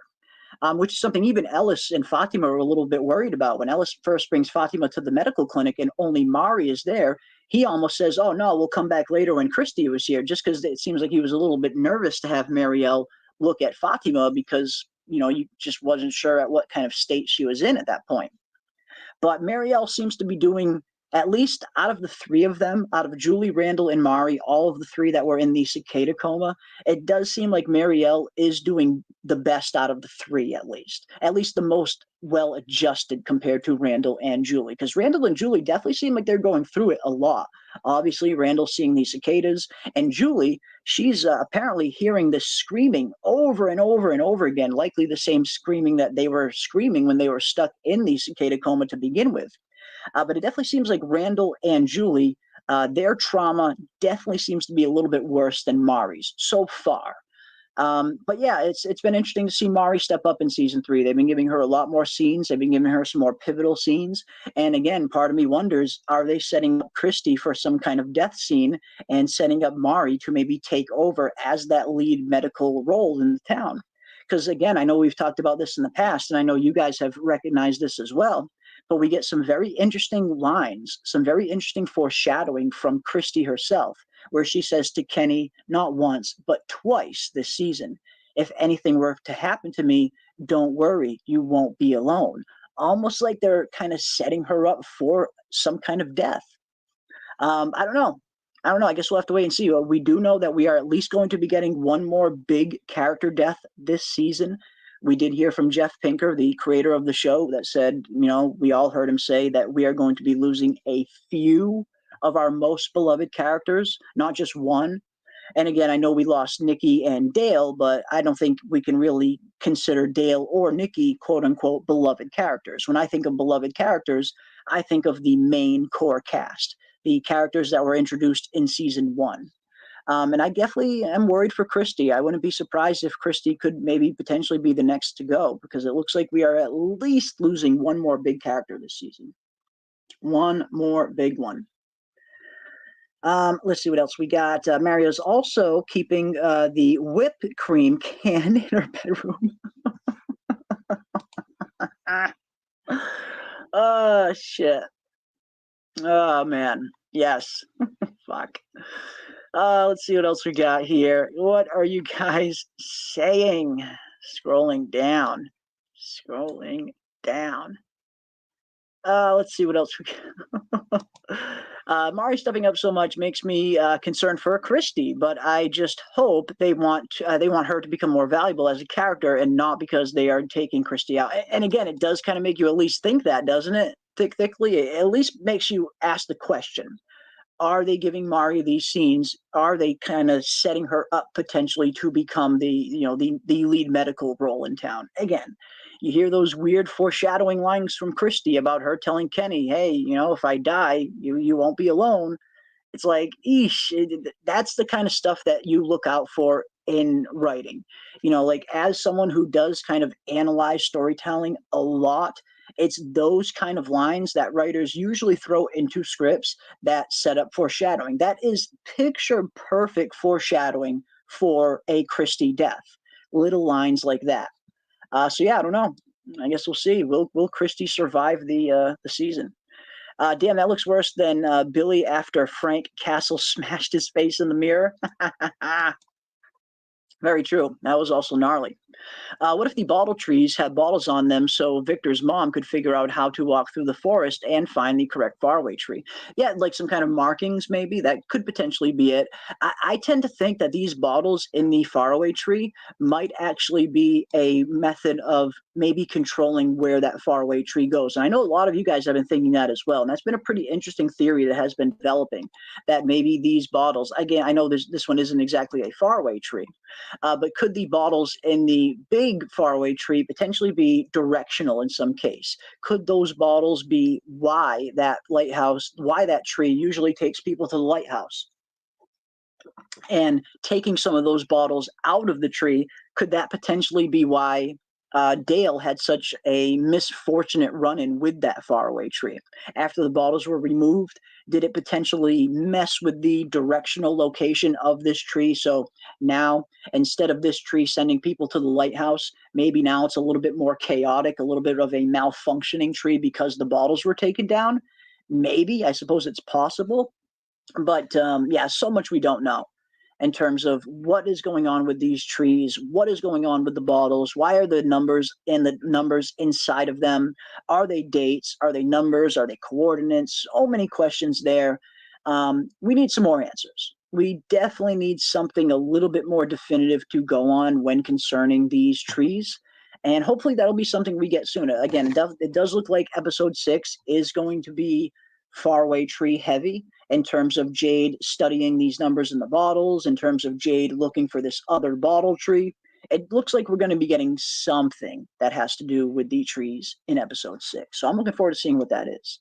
And hopefully we'll get some kind of definitive answer. All right, let's go back here to our episode 6 bonus clip. And I'll play it again here in a minute for anybody who maybe wasn't here earlier when we first played it. And of course, I did just recently stumble across this clip. Now, it's super fast. It's just 1 minute, but it's a 1 minute preview of episode 6, a scene that we will be seeing in episode 6 tomorrow. And it's a pretty interesting one between Jade and Boyd. And I'll play it one more time just in case, again, if anybody wasn't here, or just in case you guys want to see it again and get a closer look at it. Here is the preview scene one more time. Or maybe the lighthouse in the woods occupies the same space as Camden, Maine. Maybe it wasn't a wormhole so much as a dimensional rift. Jade. I can understand an awful lot of people get confused, but the truth is a wormhole is a shortcut through space and time, whereas a dimensional rift... Jade, stop. Sorry, what? I thought you said you had something exciting to show me. Yeah. All right, okay, listen. I understand why you might be skeptical. I am too. Something tells me that it has to mean something. The bottle tree was important to Miranda, right? And according to Tabitha, she's the only one who had a connection to this place long before she arrived. Did you look at the bottles from the other tree? What other tree? The one in Maine? No, how could I? The one... Sarah and I found one of these trees when we went out into the woods together. Wasn't a portal tree, but it still had bottles hanging from it. Messages inside. I pulled one down. It said 1864. 1864. 1864.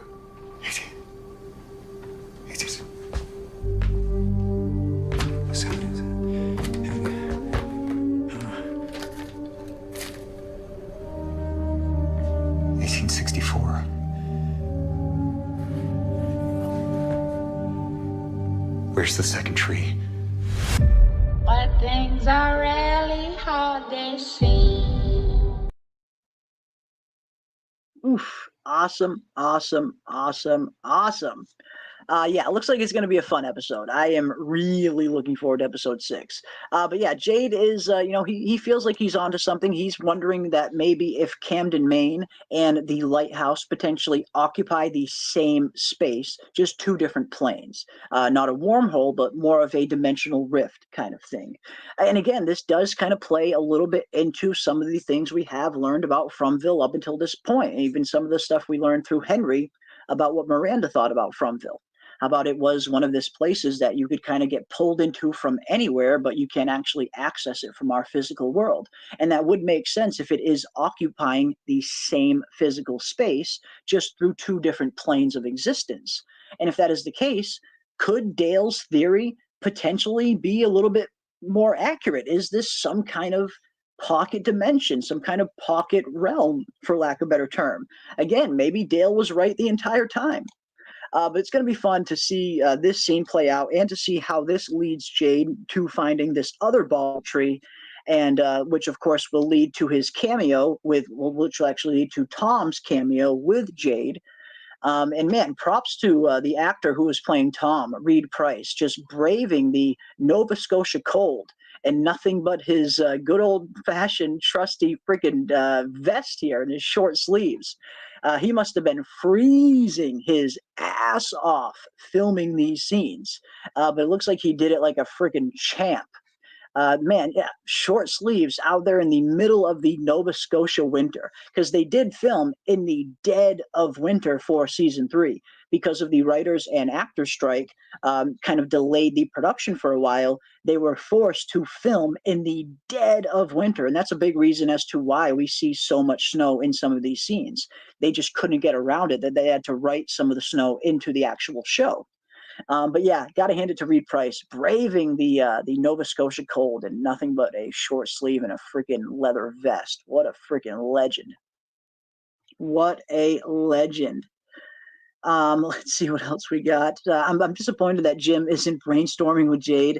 I kind of liked the scenes we got between Jim and Jade in season 1. I know not everybody likes Jim, and that's totally fine. He's not my favorite character, but he's not my least favorite either. I don't hate Jim, at least like a lot of the other fandom does. And again, Jim definitely has done a lot of boneheaded things. Don't get me wrong. He's made a lot of mistakes, and he's definitely dropped the ball a few times in terms of being a reliable parent. That much is very true. But I haven't given up hope on Jim yet, I guess. I'm trying to hold on to some hope for Jim because I do feel like he is going to be useful and valuable at some point coming, later down the road. But yes, I mean, we saw the Jim and Jade scenes in season 1. I actually enjoyed those. I thought there were some pretty good scenes. I thought they had a pretty good dynamic between the two, with Jade constantly just jabbing at Jim, calling him teacup and all of that. It was fun. They had some good banter back and forth. So yeah, maybe we'll see some more Jim and Jade scenes. I guess we'll see. How do they know where it is? This bottle tree, I think, well, they know where this one is because Boyd tells them. This is actually the same bottle tree that Boyd and Sarah find at the end of season 1. So it looks like Boyd probably just drew, I imagine Boyd probably just gave directions to Jade to tell him where to find this tree. Because again, that's where Jade and that's where Boyd and Sarah found their bottle tree. This is the same tree that Boyd and Sarah found, basically. And one thing I noticed, when Boyd and Sarah arrived at this tree in season 1, as soon as they got there, Sarah instantly started having visions. We heard Sarah kind of drop right down to the ground, and she instantly started hearing voices as soon as they got close to this tree. And now we're also noticing, as soon as Jade gets close to this tree, he is none other than Tom arrives. He is greeted by none other than the bartender Tom. So is that some kind of coincidence? Is that just mere coincidence, or is that maybe something more? Is something about this tree, is it some kind of conduit to kind of maybe talk to some of these spirits? Again, there's still a lot of questions that are up in the air in terms of who these people are. When we see Father Cotchery return, when we see Tom the bartender return, we still have no idea who these apparitions are. Are these actually the real kind of dead personas of these characters? I tend to think probably not. Could they potentially just be manifestations of Jade's subconscious? That I think is a little bit more likely. Or could they potentially be Fromville messing with Jade? Could these apparitions, could Tom and Cotchery, every time they appear to Jade and Boyd, could that just be Fromville messing with these characters and manipulating them a little bit more? Again, we still don't really know who these dead characters are when they are returning. Father Cotchery does refer to himself as a quote-unquote figment of Boyd's imagination in season 2. And I do tend to think that it might simply just be that. But then again, the Father Cauchery apparition has been a little bit sus in terms of some of the advice he has given Boyd, in terms of some of the dialogue he has said. So there's definitely a lot of people questioning as to what these entities are, what these apparitions are. Is it just in their heads, or is it maybe Fromville playing some kind of trick on them? I feel like it could be either or. But when it comes to the Tom one, the Tom character has appeared to Jade twice now. We, of course, first saw Tom appear to Jade at the end of season 2, when Jade was trying to get up the courage to finally walk down into those caves and see if he could learn something a little bit more and potentially help Julie. That was essentially his motivation for going into the caves at the end of season 2. Jade thought, maybe if I go down that cave, maybe I can find some kind of answer that can help Julie. Because at that point, Julie, Randall, and Mari were still in their cicada coma. And then we saw the dead Tom character return to Jade in the bar. And it's actually Tom who gives Jade the courage to go down into those caves. Everything's a system. Everything's connected.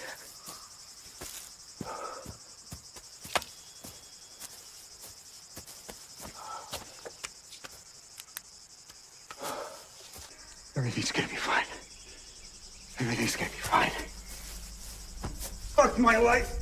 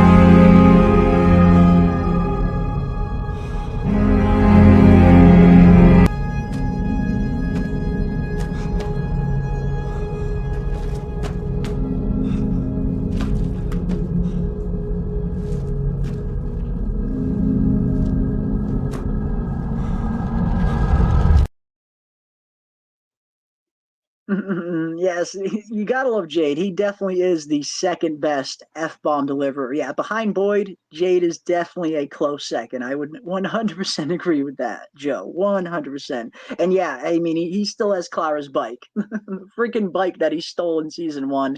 He still has the poor girl's bike. Very true. But no, it's going to be interesting to see what exactly is this kind of Tom apparition appearing to Jade for this time. We hear him say to Jade, if you want to solve this place, if you want to beat this place, you need to sober up. And that's one thing we have seen Jade has been doing a little bit of in season 3. He's definitely been hitting the flask a little bit more than he usually does, for sure. And I mean, could that potentially be impeding his way of thinking? Does Jade need to sober up so he can think a little bit clearer? Maybe that'll help. Maybe that'll help Jade kind of finally solve what some of these symbols are, what some of these visions are. And again, Jade seems to be very afraid of a lot of the visions that he is seeing, and we see that almost every time he has a vision, he's kind of crippled by fear. Even in season 3, when he has the vision of the person drinking out of the human skull, he's crippled with fear.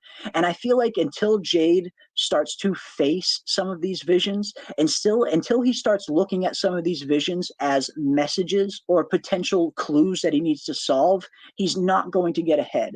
He needs to conquer his fear of these visions. As long as he's afraid of these things, and as long as he is afraid of what he is seeing, he's never going to fully be able to understand what he is seeing with that fear crippling him. And maybe Jade getting sober will help him get rid of some of that fear aspect, or maybe he starts to embrace some of these visions a little bit more. Because I feel like until he embraces these visions, until he starts looking at them through a critical eye and not through the lens of fear, he's never going to be able to solve them until he really kind of actually looks at what these things are showing him. But up until this point, he's very afraid of these visions. So I think he needs to conquer his fear of that. And that will probably lead him down the road to eventually solving these things a little bit more and finally at least seeing what these visions are trying to tell him, because these are not random visions that he is seeing. It's not like he's just being shown somebody drinking out of a human skull for any old reason. There is a purpose, a reason to why he is seeing all of these visions. Jade has just been unable to interpret it. He's been unable to interpret that meaning up until this point. And again, I do believe that's because of the fear aspect. He's incredibly afraid of these visions. Until he stops fearing them, he's not going to be able to solve them. So hopefully Jade getting sober, maybe that will alleviate some of that pain, and maybe he will finally start to look at some of these symbols and some of these visions through a more critical eye and start to solve them. Maybe. I guess we shall see. I guess we shall see. We theorized that it would be funny if Ankui means exit, and they are showing him that the symbols is the door up there. He needs to climb and go through the middle. That would be very interesting. Yeah, I mean, maybe. I mean, that's the thing with the whole Ankui thing. Like, since Ankui doesn't have any known translation in any language that we know, it really could mean anything at this point. So yeah, I mean, could they potentially be trying to tell him, hey, yay, the exit's right above you, pal? Maybe. I suppose that theory's as plausible as anything else we've heard. I like it. That's a cool one. What is up, Susie? Good to see you. Welcome, welcome, welcome. Awesome, awesome, awesome. Oh, man. So sorry. Wait a minute. I'm sorry I'm late, but Phil Lee died. Oh, yeah, Phil Lee died, and Phil opened up with my box of rain and my dad's in dying, and he's on the way to deal with it. Oh, my God, it's crazy. He's been huge deadhead. Well, I am so sorry, Susie. Wow. Man, you're most welcome here. You're most welcome here. At Fatima's birthday party, Donna said she was growing weed. Yes, she did.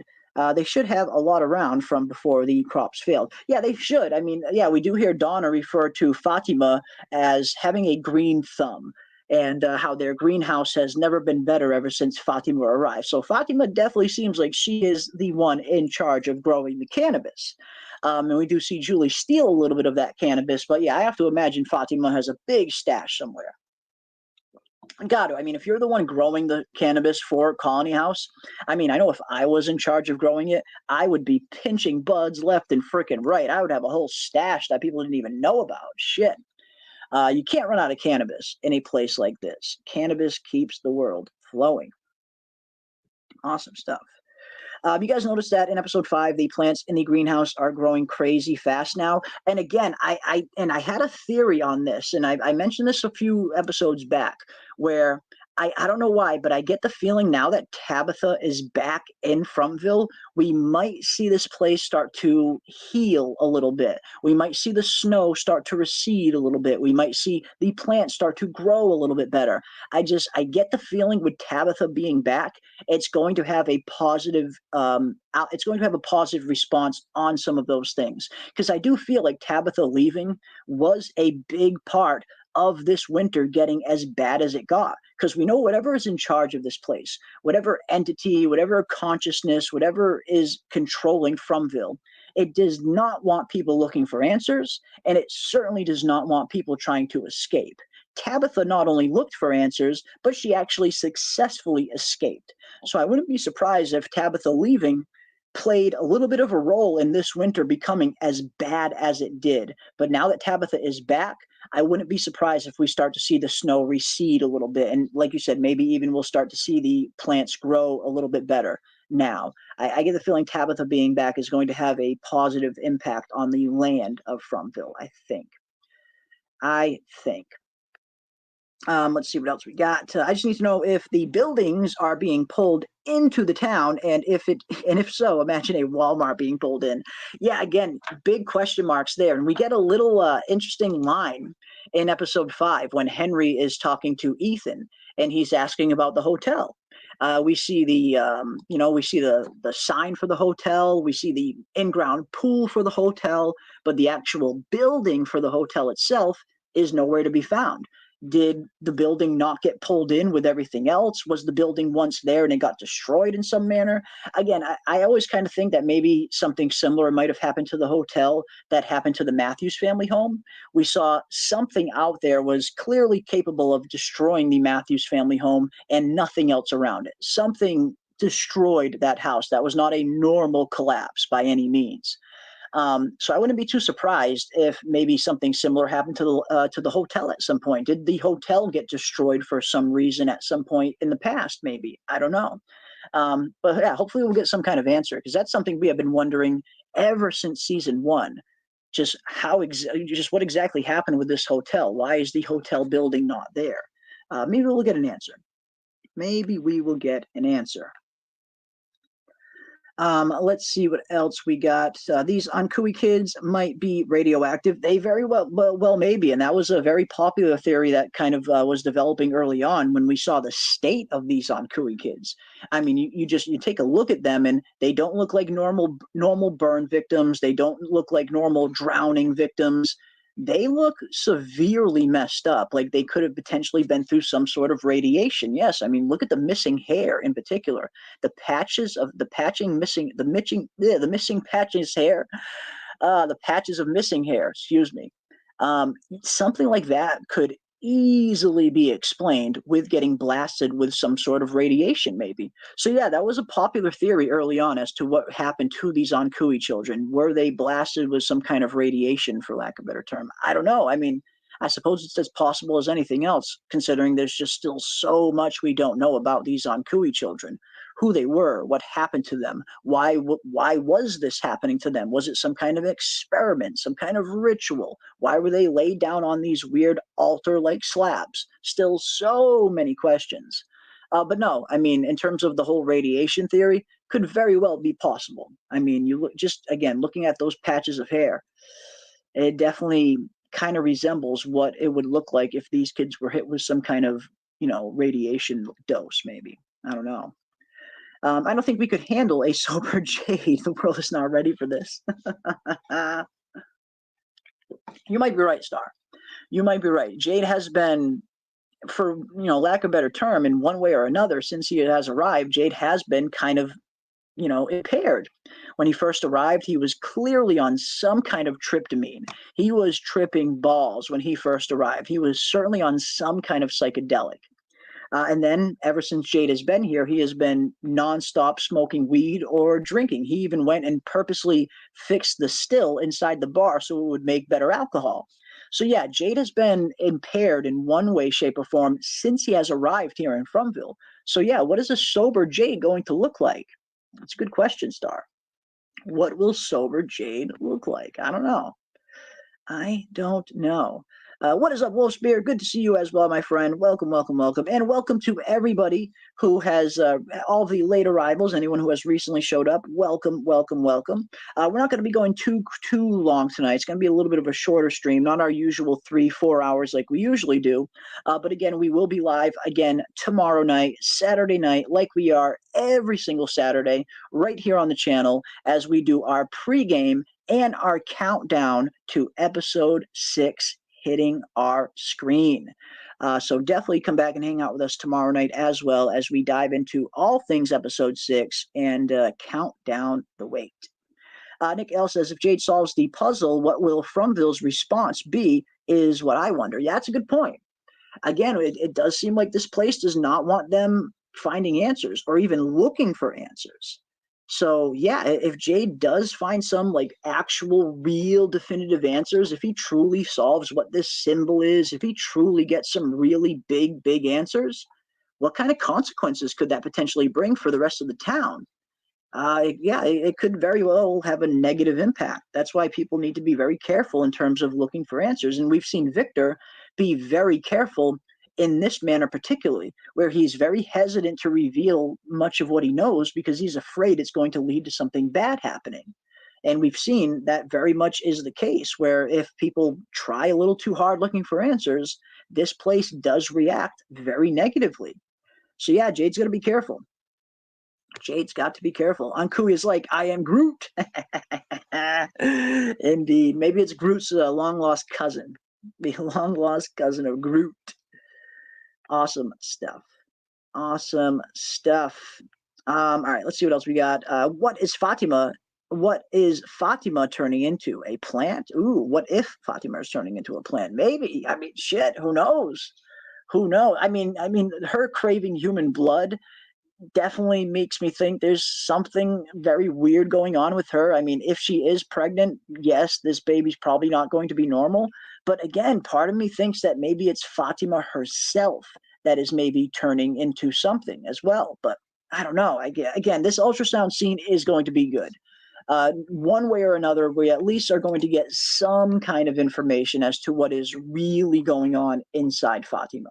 Is she pregnant? Is there something weird going on? Does it look like a normal baby? At least we'll be getting some kind of definitive answer. And again, you look at the scene, look at the look on Boyd's face. Like, look at Boyd in this freaking scene. Like, look at the freaking look on Boyd's face. I'm sorry, that look when he's looking directly at the screen. We have the ultrasound screen right here, and Boyd is looking directly at it. And look at the freaking look on his face. He does not look like he is relaxed by any means. He almost looks like he's staring at some kind of freaking alien, some kind of foreign entity inside Fatima. Again, it's just the looks on these people's faces during this scene. It does not bode well for Fatima. It looks like something weird is going on here. But man, look at Boyd. He's looking at something, and it is shocking to him. That is the look of shock. The look of shock and almost a little bit of fear even. Like, what the hell am I looking at kind of look. So yeah, I can't wait to see this scene, man. I'm really looking forward to this one. This should be a fun one. Should be a fun episode indeed. Like, overall, it should be a really fun episode. It does look like we're going to get some interesting scenes in this one. Again, whether it's the Fatima revelation with the ultrasound, whether it's Victor and Henry heading down into the caves looking for Jasper, or whether it's Jade going out to find the other bottle tree. Looks like episode 6 is going to be a freaking good episode.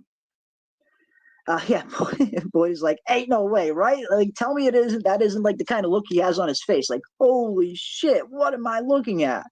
Yeah, I don't know, man. That does not look like the look of a soon-to-be proud grandfather. Because again, this is Boyd's grandchild, potentially. And that doesn't look like the happy-go-lucky grandfather look. It certainly doesn't. Totally pregnant with a bird. Maybe Fatima's going to give birth to some kind of bird creature. Fatima for the box. Fatima for the box. Maybe. And speaking of the box, that's actually a pretty good segue into one of the other things I wanted to share with you guys tonight. But before we do that, I have got to send the link out to Dana and Scarlet. See if Dana and Scarlet are still around. If they are, we will get them on here, and we will do this reveal proper style. And yeah, so Dana, I just sent you the link. I'm sending it to you right now, Scarlet, as well. If you guys are still in the chat, and if you guys do want to pop on, you are more than welcome to do so, and we will do this reveal. But if it's getting a little too late and you guys are already relaxing, that is totally cool. We can definitely do it on Sunday if you guys don't want to do it tonight. But if you guys are still around and you do want to pop in, you do have the link, and I will wait a few minutes to see if they pop on in. And if so, we will show this awesome reveal that we have to show for you guys. But in the meantime, Ellis is like, nah, that ain't me. Honestly, it does kind of give you the weird vibe of like a Maury Povich episode. I swear, we're going to see Maury pop out of the side, pop out behind the curtain. Ellis, you are not the father. I've been meaning to get that clip too, a nice clip of Maury Povich saying you are not the father loaded up on StreamYard. I just keep forgetting to do it. I will get that up though. Fatima's baby is a giant cicada. Oof. Interesting. I mean, I suppose anything's possible. Definitely seems like these cicadas aren't fully gone yet. What if they don't see any uterus or fallopian tubes? Now, that's going to be very interesting. Again, we did hear Fatima say in season 2 that she was told she couldn't get pregnant.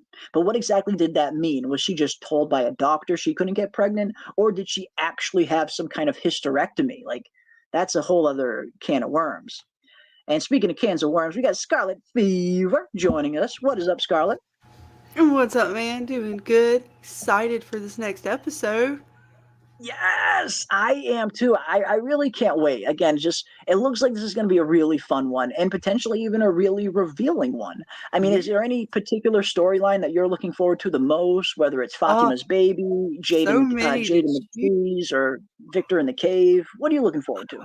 So many to choose from. I mean, honestly, I love anything having to do with Jade. So anything he's following, I'm definitely tracking. But definitely Victor and his dad, because they're going back to the caves. I cannot wait to see what they find, what's going to be down there.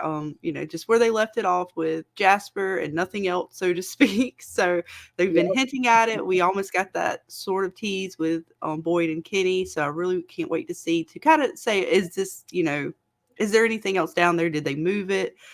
So I can't wait to see that. The baby, I want to see it, but I feel like that's almost becoming a side sort of storyline. It's almost, I don't know how I'm trying to say it, but it's almost getting kind of shadowed over now because I'm really interested in what Jade's going to do with the numbers. I'm really interested in kind of how the town itself is just going to react to everything.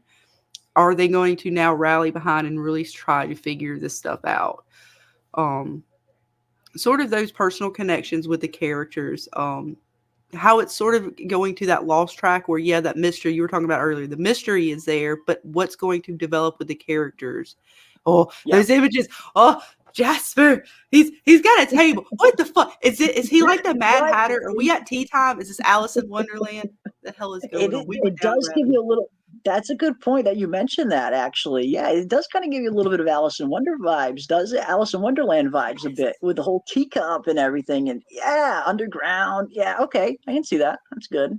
Yeah, super creepy, right? I mean, he's sitting at a freaking tea party. Like, who is having tea parties with freaking Jasper down in this freaking cave? Is Cowboy Monster sitting on the other end of this fucking table every night having a freaking tea party with Jasper? I hope not. That's super creepy. Got the TV back there, got his little setup. I mean, he's living large down there. But what's even worse, like, did he set this up?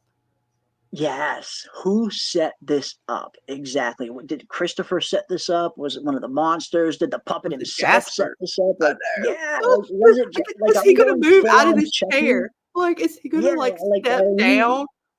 Oh, man. I swear, if we're heading into full-on Chucky territory, then we're heading to next level shit. I hope we're not going full-on Chucky territory, to be honest. But yeah, we have seen that. Yeah, no, we've seen at least already that the doll does seem to be capable of moving. At least in that little flashback that Victor had, the doll straight up moved and looked right at Victor. It's like, okay, this thing can actually fucking move. Fuck me. And this is interesting, right? Because he was super scared when he went down here with Tabitha. And I was, even earlier tonight on our stream, we were talking about it, and I was curious to see if he was going to be braver having his dad with him. Now, I don't know if Sarah herself made him braver with Jasper, but it seems like when you're showing these images, he's not as fearful as he once was when he came down here. Yes. It almost looks like Henry's the more fearful one, especially in this scene. It looks like we got Victor trying to like calm Henry down a little bit, almost like Henry is seeing something that's scaring the crap out of him. And it's not Jasper, because at this point, Victor already has Jasper in his hand. So, so what is Henry seeing? Is he seeing a monster maybe? Because that's another thing. We haven't seen any monsters in these caves ever since the beginning of season 2. We see Jade go down there, no monsters. We're seeing, and at least in these limited stills, I know there's still much that we haven't seen yet, but we haven't seen any monsters in any of these stills as well. I mean, could they just not have shown them? I don't know. We do hear Boyd kind of ask that interesting question earlier on this season when he and Kenny are at the mouth of the cave, where he says, Jade went down there and saw a whole lot of freaky shit, but he didn't see any monsters. And then they asked the question to themselves, did the monsters maybe move a little bit deeper into the caves, or did they go somewhere else now that everybody knows this is where they spend their daytime? So that's an interesting thing. Like, are the monsters even still in these caves, I guess? I don't know. Maybe we'll get that answer. Awesome. I think Dana's with us. Dana. Yeah. There's Dana. Sorry. Awesome stuff. Welcome, Dana. Good to have you. Welcome. Awesome to have you. Hi. Awesome to have you. Yeah, we're just talking a little bit of some of our episode 6 predictions, and it really does look like this episode's going to be a pretty good one. Again, whether it's the Victor and Henry stuff down in the caves, whether it's the Fatima baby stuff at the clinic, or whether it's the Jade bottle tree stuff, or whether it's Randall waking up and seeing how Randall is going to react to everything he has just been through. Is he going to hold this grudge against Boyd? Is that going to create a further schism within the town? Looks like we have a really, really awesome episode to look forward to this week. Now, Dana. Yeah, we do. Is there any? Yes. We do. Is there any particular storyline you're looking forward to seeing unfolding the most? Definitely the stuff with Jade. I want to see how far he's going to be able to go with the bottle tree, because I'm really curious to see if there's any answers to it. And I got to back my mom up, Victor and his dad. My mom is so excited for the Victor storyline, so I got to back up Mama Susie. So I'm curious to see where they're going to go with Victor. Me too. I'm really looking forward to seeing that whole dynamic and that whole relationship develop a little bit more. It's like we got the great reunion scene that a lot of us really wanted to see. And this scene definitely not only lived up to expectations, it completely surpassed the expectations in the best way possible. That was such a good reunion scene. But now, yes, I want to see how are they going to cultivate this relationship? How are they going to kind of go on as father and son now? There's so much time that each other missed. Where do they start to build that relationship? How, because again, that is why I love the human element of this show just as much as the mystery. I feel like if you're watching the show only for answers to mysteries, you're missing out on so many awesome themes that the show is playing with and a lot of the human element stuff. So yeah, I'm looking forward to seeing how they're going to kind of cultivate that relationship between them two after so much time has passed that they've missed. It should be good. Yeah, well, that's like my mom. That's like my mom. She was saying before that she's not really into any one theory or another. Like she watches the show because she loves the characters. That's what draws her to the show. Like she's like, I don't care how it ends. Like I love the characters that are on this show. Yes. And me too. Like I love everything about it. I love the mystery aspect. Don't get me wrong. Like I really, really want to get answers to all these mysteries too. But I think I'm just not in a huge rush to get answers because I'm just enjoying the ride. I love these characters, just like your mother does as well. And I know many of you guys do as well. I love these characters, and not just characters. I love the world that it's setting, like Fromville itself, the aesthetic, the world building we get, the character development, all of it. I just love the story that this world is set in, the world that the story is set in. So yeah, I'm definitely not in a big rush to get answers. I feel like answers will come in due time, and I feel like when they do come, they will be satisfactory. But I'm just enjoying the ride, so I'm not going to let the lack of answers stop me from enjoying just this phenomenal storytelling up until this point. The answers are just like a bonus at this point for me. Because yes, much like your mother, I'm very much, more invested in the characters than I am the mystery probably. Awesome stuff. Yeah. Now, were you guys here? Did you guys see the episode 6 preview clip that I played? We heard, I ended up watching it. We heard a little bit something about it. Okay, all right. I'm going to play it one more time. I want to get your guys' takes on it, and then we will unveil the big one. But first, we will play the episode 6 preview clip one more time. Again, it's not a whole lot. It doesn't really spoil much of anything. It's just an interesting little preview of episode 6, and it shows an interesting scene between Boyd and Jade. Or maybe the lighthouse in the woods occupies the same space as Camden, Maine. Maybe it wasn't a wormhole so much as a dimensional rift. Jade. I can understand an awful lot of people get confused, but the truth is a wormhole is a shortcut through space and time, whereas a dimensional rift... Jade, stop. Sorry, what? I thought you said you had something exciting to show me. Yeah. All right, okay, listen. I understand why you might be skeptical. I am too. Something tells me that it has to mean something. The bottle tree was important to Miranda, right? And according to Tabitha, she's the only one who had a connection to this place long before she arrived. Did you look at the bottles from the other tree? What other tree? The one in Maine? No, how could No, I? the one. Sarah and I found one of these trees when we went out into the woods together. Wasn't a portal tree, but it still had bottles hanging from it, messages inside. I pulled one down. It said 1864. 1864. 1864.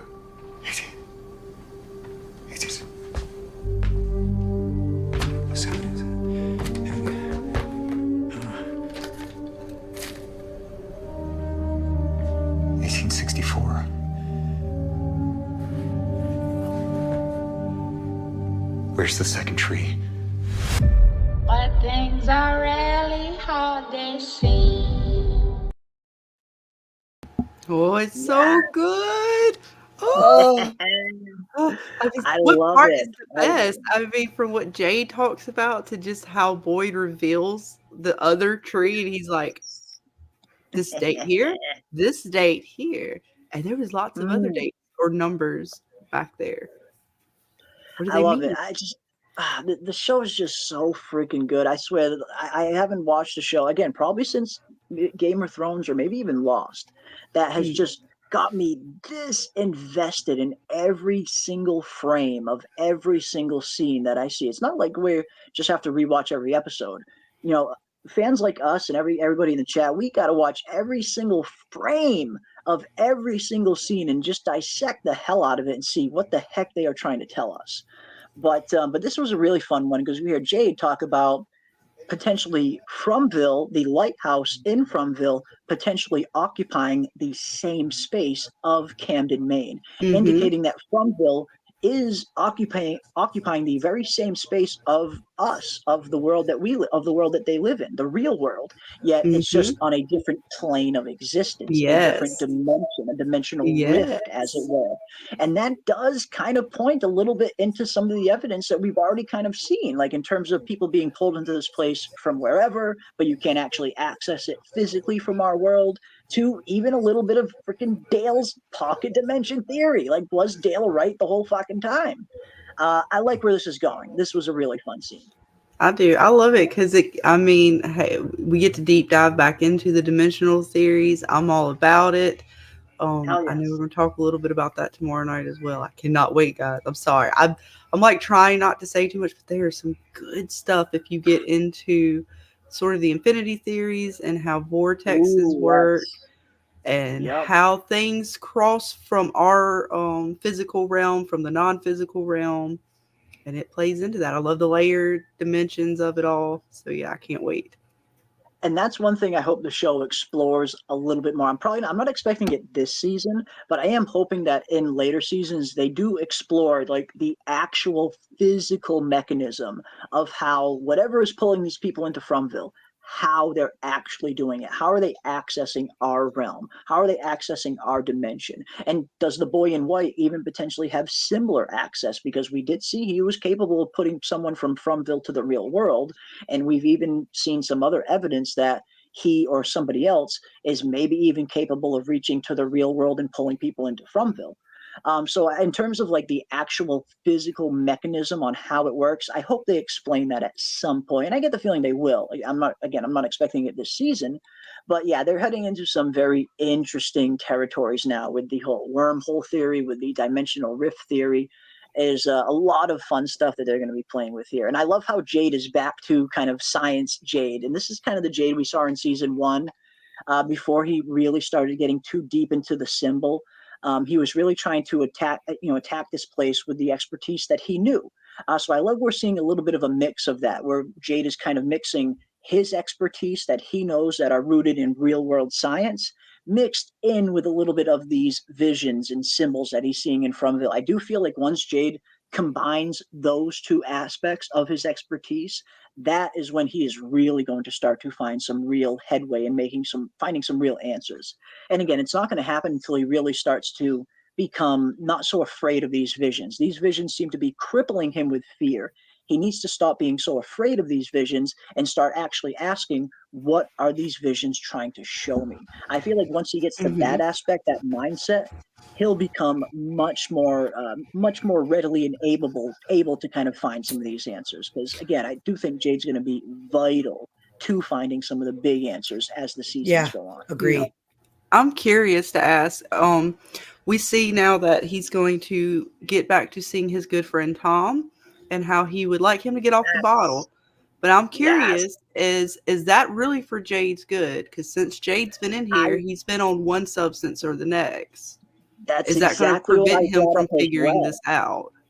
Yes, and I said the exact same thing in my episode 7 trailer breakdown, 6 trailer breakdown, because this season has particularly introduced that aspect to us, haven't it? And we've all been wondering, is there something to the altered state of consciousness, the altered state of mind that is helping these people have these visions? And we've seen multiple evidence of that, I feel like, between Tabitha being unconscious coming into Fromville, Elgin being unconscious coming into Fromville, Jade being on some kind of psychedelic when he came into Fromville. And ever since he's been here, he's been either on weed or alcohol. He hasn't been sober yet. Will sobering up for Jade, will it give him that clarity that he needs to solve these problems? Well, see, I'm thinking it's going to do the opposite, and I'm so worried about it. The opposite? Yes. Because, like, I've never trust any of the dead Father Cautry, Tom, Abby, Martin. All these things. Yes. I've never trusted them to be, like, properly trying to navigate them, almost as if they're, like, backhandedly doing shit. And I'm starting to think that's really where they're going with this. I mean, again, who knows where they're going to take it? This gut feeling, I'm like, I don't trust Tom. And then he's out there with a damn rag and a cup. Like, what? Are you still in the bar? What is going on here? The glass. Yeah. Well, I mean, it's almost like he's appearing to Jade in the way that in the way that Jade's mind would normally think of Tom, sitting behind the bar, cleaning a glass. That's kind of how Jade envisions Tom. And that's why, I mean, when I look at this Tom entity and the Cautry entity, I almost feel like they're not the same thing. Like, the Cautry entity is way more sus, in my opinion. I feel like the Cautry entity is definitely a little bit more sus in terms of some of the things that he said. The Tom entity, though, I do get a different vibe from the Tom entity, almost like it is maybe trying to help Jade. Because again, it was the Tom entity that did give Jade the courage to go down into those caves in the first place to see the Onkui vision. He never would have saw that if not for Tom. But again, was that just Fromville's way of manipulating Jade going down one sort of path? It very well could be. So I hope we get a definitive answer at some point as to, are these dead characters returning? Is it just their subconscious manifesting, or is it Fromville playing some kind of trick on them where it's some different kind of entity maybe manipulating them down one path or another? Again, the Cautry one I'm very sus of. The Tom one I get a better feeling, better vibe from. But think of this. You never know. What if Tom wanted Jade to find the doll, Jasper? The vision was secondary. And it was to get him to follow the path of Christopher. Could be, very well could be. I mean, and that's actually a really good point, because we've seen how close Jade and Christopher's storyline are tied. Jade has already been seeing visions of this puppet long before we even knew the significance of the puppet. So yeah, I mean, we see that big payoff of this big Onkui vision, but what if that wasn't the real motive for this Tom character? Yeah, maybe he wanted him to see that doll. That's certainly possible. Very possible. Absolutely. Abso-freaking-lutely. But no, that's what I love about this show. You know, they throw these aspects into the show, and they leave it incredibly ambiguous. So us as the audience, we're left to wonder, okay, what the heck is going on? Is this just in their head? Is this some actual entity that is trying to manipulate them down one path or the other? And that's what I love about From. They are keeping things very ambiguous at times. And again, I think we'll get answers to a lot of these things by the time the show is over. But as of right now, I'm really enjoying just the mystery and ambiguity of that. And I guess that's why I'm not in a huge rush to get answers. But I'm just enjoying the ride. I'm enjoying seeing where the frick this crazy ride goes. But yeah, it's this is going to be a fun one. I really think this is going to be a really good episode in terms of all of the interesting storylines that are converging right now with Jade and Tabitha. And again, we didn't even talk about the whole Tabitha thing. We see Tabitha in the trailer having this conversation with Ethan, and then, you know, seemingly freaking out when she goes upstairs and that's right. I totally forgot about that. I totally forgot about it. Yeah. She walks up. It's like the door is already opening behind her. And what exactly is going on? Is this going to be related to Thomas in some way? We've seen the Matthews family have been being plagued with these calls from Thomas. First That would Jim be and even Ethan. heartbreaking. Oh Could no, this be don't put that out. Thomas Oh related? no. Yes. Ah, Oh, man. it's gonna be heartbreaking. Oh, like what age would he be? Like, would he be a baby up there? It sounded like it would be more than like a toddler or something running around up there. I don't know what's going on, but I cannot wait to see what is going on here. Did the Onkui children potentially return for some kind of encore appearance, or is this maybe Thomas The new related? Again, monster. I don't Oh know. God, is that Something what? new? Maybe, yeah.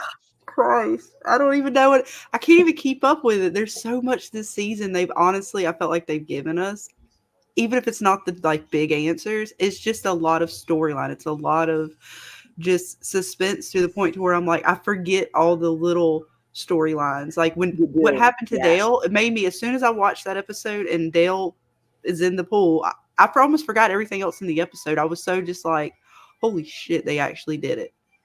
They did it too. I was like, oh my God, they went there. Like that's, again, bringing it back to like the way we felt with season 1. It's like laying those stakes down for us of no, don't y'all forget where we're at. Don't forget what this place is. Don't forget about this. Yeah, don't forget about that. And that's the thing. That's what I love about the show. They're layering so many things on top of one another, and that's why I thought it was really cool at the beginning of season 3, when they specifically kind of mentioned the whole Boyd, Tent, Sarah being dragged. That was something that didn't even really I don't think that got mentioned at all in season 2, not once. And that was a huge mystery that many people are still to this day wondering what the heck was dragging Boyd and Sarah's tent. And then here we are, 2 seasons later, we're hearing not one, but 2 different references in the first episode alone to Boyd's tent being dragged again, coming from Boyd and coming from Jim later on in the episode. So like you said, Scarlet, you nailed it on the head perfectly. There are all of these big mysteries going on right on the surface, but then there's all of these kind of smaller ones that maybe even we as the audience members might forget every once in a while. And you kind of see them being brought back into the storyline, almost like it's the writer's way of reminding us like, hey, don't forget, this mystery's still out there, and we still have an answer for it. Like the Toby thing. I know a lot of us are still wondering what happened with Toby. Why exactly were these voices that Sarah was communicating with, why did they target Toby? And apparently the writers have mentioned at one point that they have not forgotten about the Toby storyline, and there is an answer for that. So I don't know when it's coming. I mean, it might not come this season, but it seems like they are going to return to some of these earlier mysteries, even some of the early ones from season 1. And that just gives me a lot of hope that they do generally have a plan, that they know where they're going, they know the answers to these things. They might fill out some of the finer details as they go along, but it seems like in terms of the main plot points and the main mysteries, they know where this thing is going. Or at the very least, John Griffin and Jeff Pinkner, they know where this thing is going. The actors don't.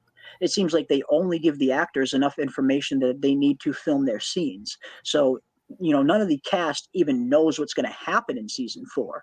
So I don't know how that, adds to it as, from an acting standpoint.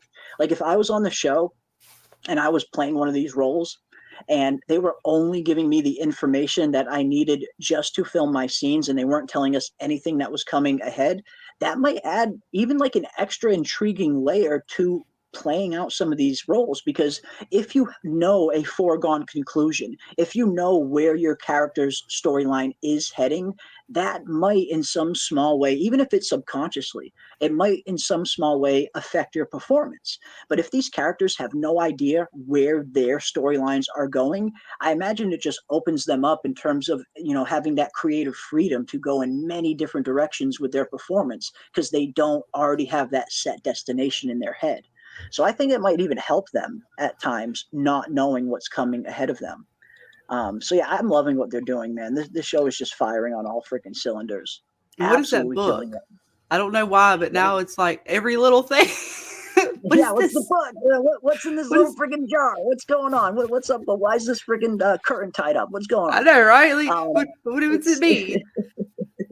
And that's what's fun, and that's what's infuriating, all in the same go about this show, is, you tend to look at every little thing and just overanalyze and dissect the heck out of everything we see. Sometimes these things are going to mean a little bit more, and sometimes they're going to be us just looking at shapes in the clouds. And that's some of the fun part. And again, the infuriating part of the show is trying to decipher the two, trying to differentiate. Okay, is this something we should focus on, or is this something that isn't going to go anywhere, kind of thing? And that is the fun of kind of, trying to figure out which is which, I guess.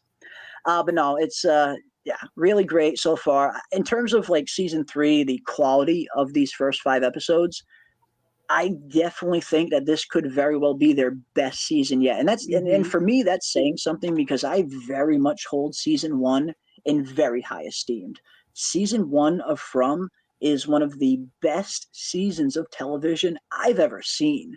So for them to kind of be on par right now, to maybe even being better than season 1, they're killing it this season. I'm loving everything they're doing. And if season 3 ends with some kind of massive big revelation where we do get that big definitive answer, or at least one big definitive answer, which it looks like we stand a good chance of getting, with episodes 9 and 10 being titled Revelations Part 1 and Part 2. Seems like we're going to get some kind of big answer. If this season plays out the way that it has been playing out, and it ends with some massive answer, yeah, this may very well be their best season yet. They're freaking killing it. I know it's really been a hell of a ride this season. I cannot believe we're halfway through, dear me. Because honestly, I feel like we just started, and they've given us so much. For me as a fan, they've given me a lot. Well, think about where the show came from. Look at the minds who are behind this show. You can't help but still see a connection, because it came from the minds of the people from Lost, and look what we were able to do with that show. And I think they just upped their game with From. Like, they were able to, it's like Lost was their first show. Now this is like their masterpiece almost.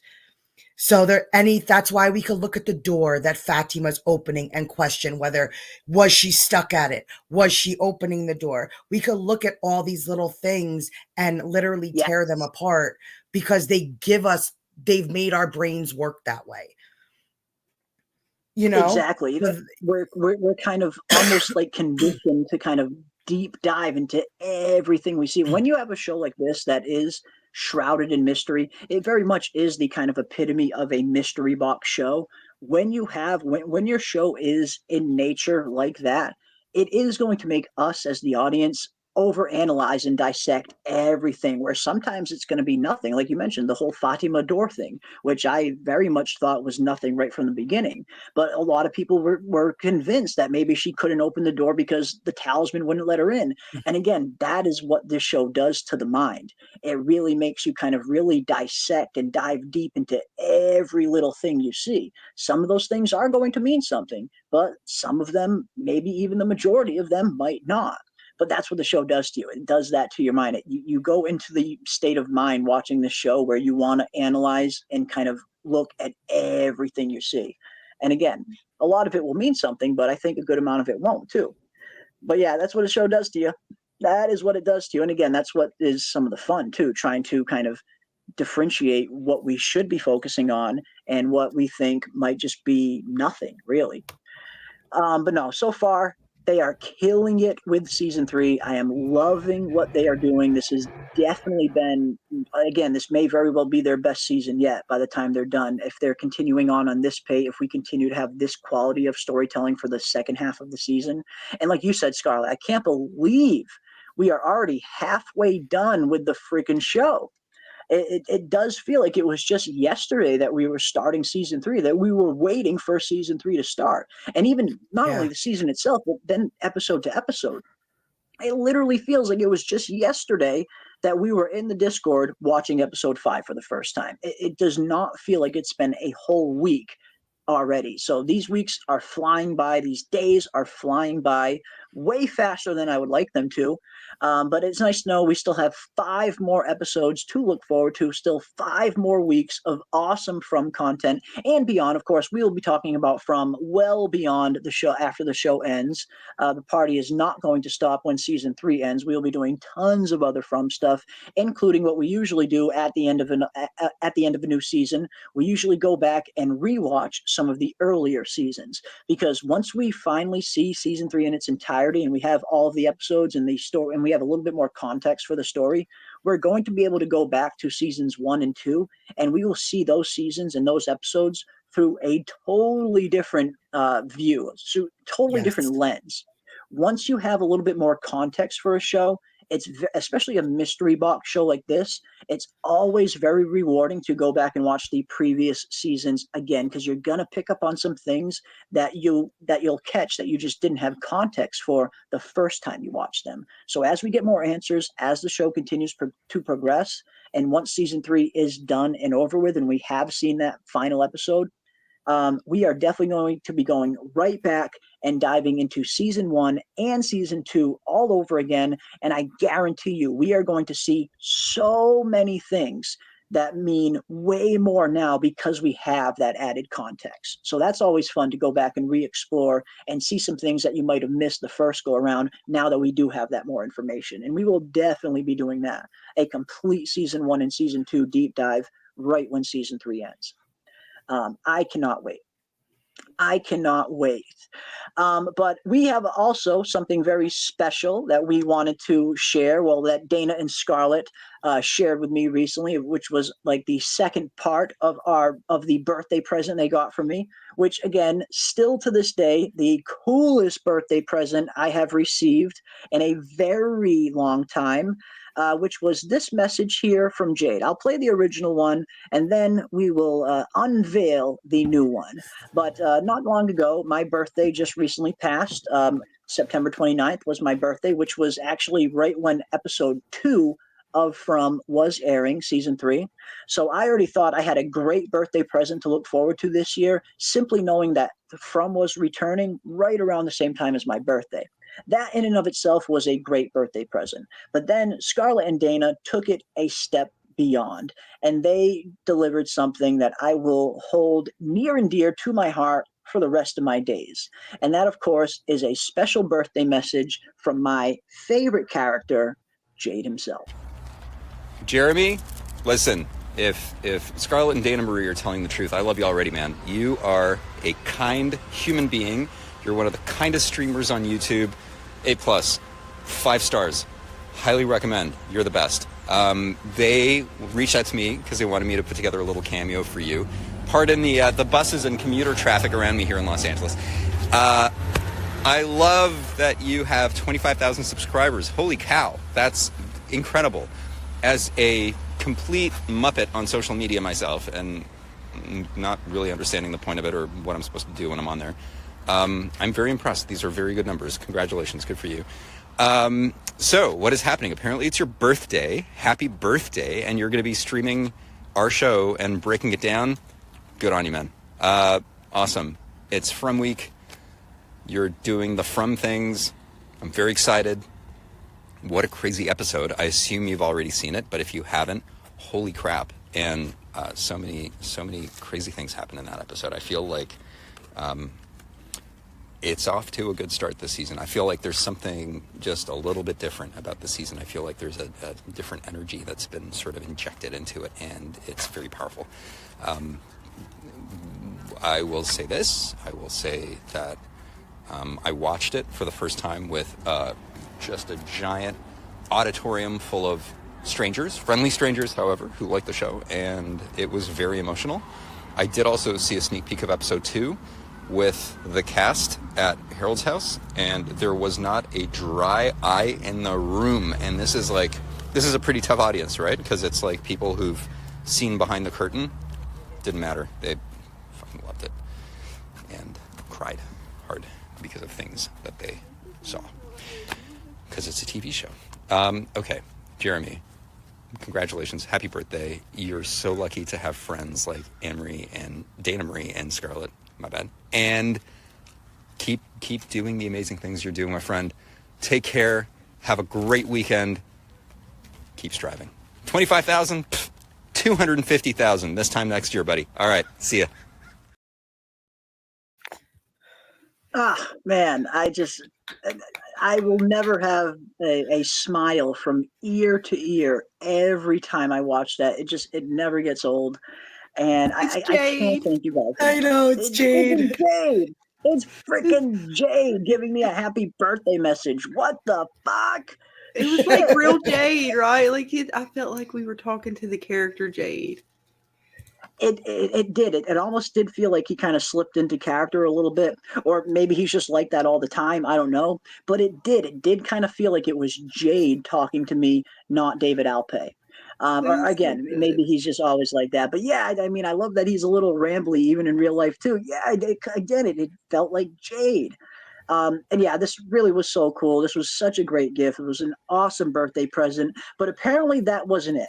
Scarlet and Dana went one step further, and they had Jade, David Alpay, record one other message for me. And this one is just as cool, if not even cooler, because it's kind of like him cutting a little promo for the channel. And I am so grateful We gotta for get this. that worked out. Oh, I mean, I'll be cutting that into my intro. I'll probably be cutting it into some of my intros from my recorded videos. And Jeremy, I'm just technically, so it thankful. is your 27K celebration. Technically, It is the 27K celebration, and he even mentions that, which is so freaking cool. And again, big shout out to everybody who has subscribed. It's been crazy. We've got more than 2,000 subs just from the time that episode aired to right now. I know. So That's crazy. Yeah, big. That's so crazy. Big thank you to everybody who's found the channel recently, or whether you've been here from day one or you're just finding us now. I can't thank everybody enough for all the support. You guys have been freaking epic. So apparently, Scarlet and Dana went one step further, and they had Jade, David Alpay record one final video for me. And I got to say, this one just made my freaking week. Jeremy, hey, it's me. It's David Alpay. Scarlet and Dana Marie wanted me to reach out to you and congratulate you for 27,000 subscribers. What an accomplishment. That is incredible. That is very, very cool. Listen, it's no surprise to me that you've managed to get that many subscribers because you have created an incredible YouTube channel. You've fostered community. You've brought all these people together. You've created a safe space, as they say, for people to share their theories and not feel weird or ashamed. And so I'm just going to give you these compliments now. You're the best. You're awesome. We need more people like you, more people like Jeremy. And listen, okay, ding dongs, if you don't subscribe to Jeremy Eyes and Fire, you're going to spend the night in the box.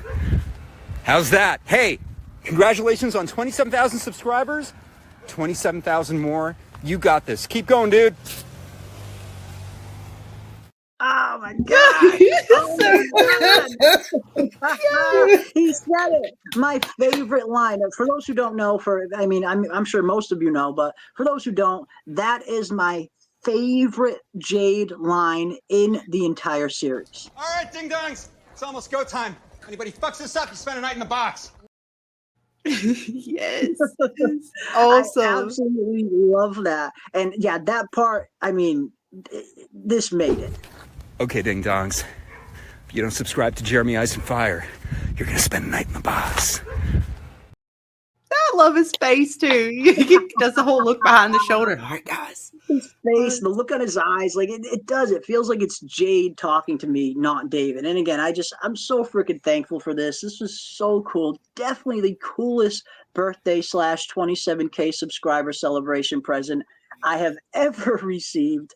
And yeah, I will cherish this for a very long time. I can't thank you guys enough. Freaking just so awesome. So awesome. Thank you so much. You are most welcome. And just like he was saying, and we've told people before, if it wasn't for your channel and us finding your channel, me and Dana wouldn't be friends. A lot of folks out there that we met wouldn't be friends. So absolutely, the community that you have fostered, 100% you deserve it and more, man. Thank you so Yes. much. And honestly, that is more rewarding than any kind of monetary value that can come from the channel. Knowing that we're bringing people together, people are making friends, finding lifelong friends. In your case, you and Dana definitely have become so close friends. I imagine you guys will be friends for the rest of your lives, and that is even more rewarding than, again, any kind of monetary value that the channel could ever throw to me. Knowing that we are creating a really cool community here where everybody is welcome, again, whether it's your first stream or your 100th stream. And I did see somebody in the chat just recently said that this was actually their first stream they found us, and that was the Primordial Junction. Welcome, Primordial Junction. So glad to have you here. You are most welcome. Everybody is welcome here. We love diving into From. We do it multiple times a week here on the channel. We go live at least 2 or 3 times a week, and I review every single episode that goes out. So you are most welcome. It's always awesome to see some new names in the chat. But no, that part is even more rewarding, to know that we're bringing some people together. People are finding lifelong friends here in this community. That means more than any kind of physical value you can put on the channel. I'm so grateful for that. And I'm super happy to see you and Dana. You guys start your own channels. You guys are doing your own shows, successful, awesome shows that you guys are doing every Monday, where you're bringing other From creators together. Could not be more happy and could not be more proud of you guys. You guys have been It's killing all it. You because put in of the your hard work. help. I mean, all you guys did it. know. You guys did the hard work. You did it yourselves. I just gave you a little push. You guys did the hard work yourself. You grinded on that channel for well over a year, and now you guys are seeing the fruits of your labor. And I'm so happy for you guys. I love the Monday streams that you guys have been putting on. You guys have been doing your own thing. You're putting your own niche, finding your own little niche that works well. And again, bringing all of these different From creators together. Nobody else is doing that like you guys are. So awesome. I'm so happy to see what you guys doing, what you're doing, and everybody else. I mean, again, this whole community, I just could not be more proud and more thankful to be even a small part of this little From fandom we have here. So thank you guys for everything you've done, and everybody in the chat. Thank each and every one of you.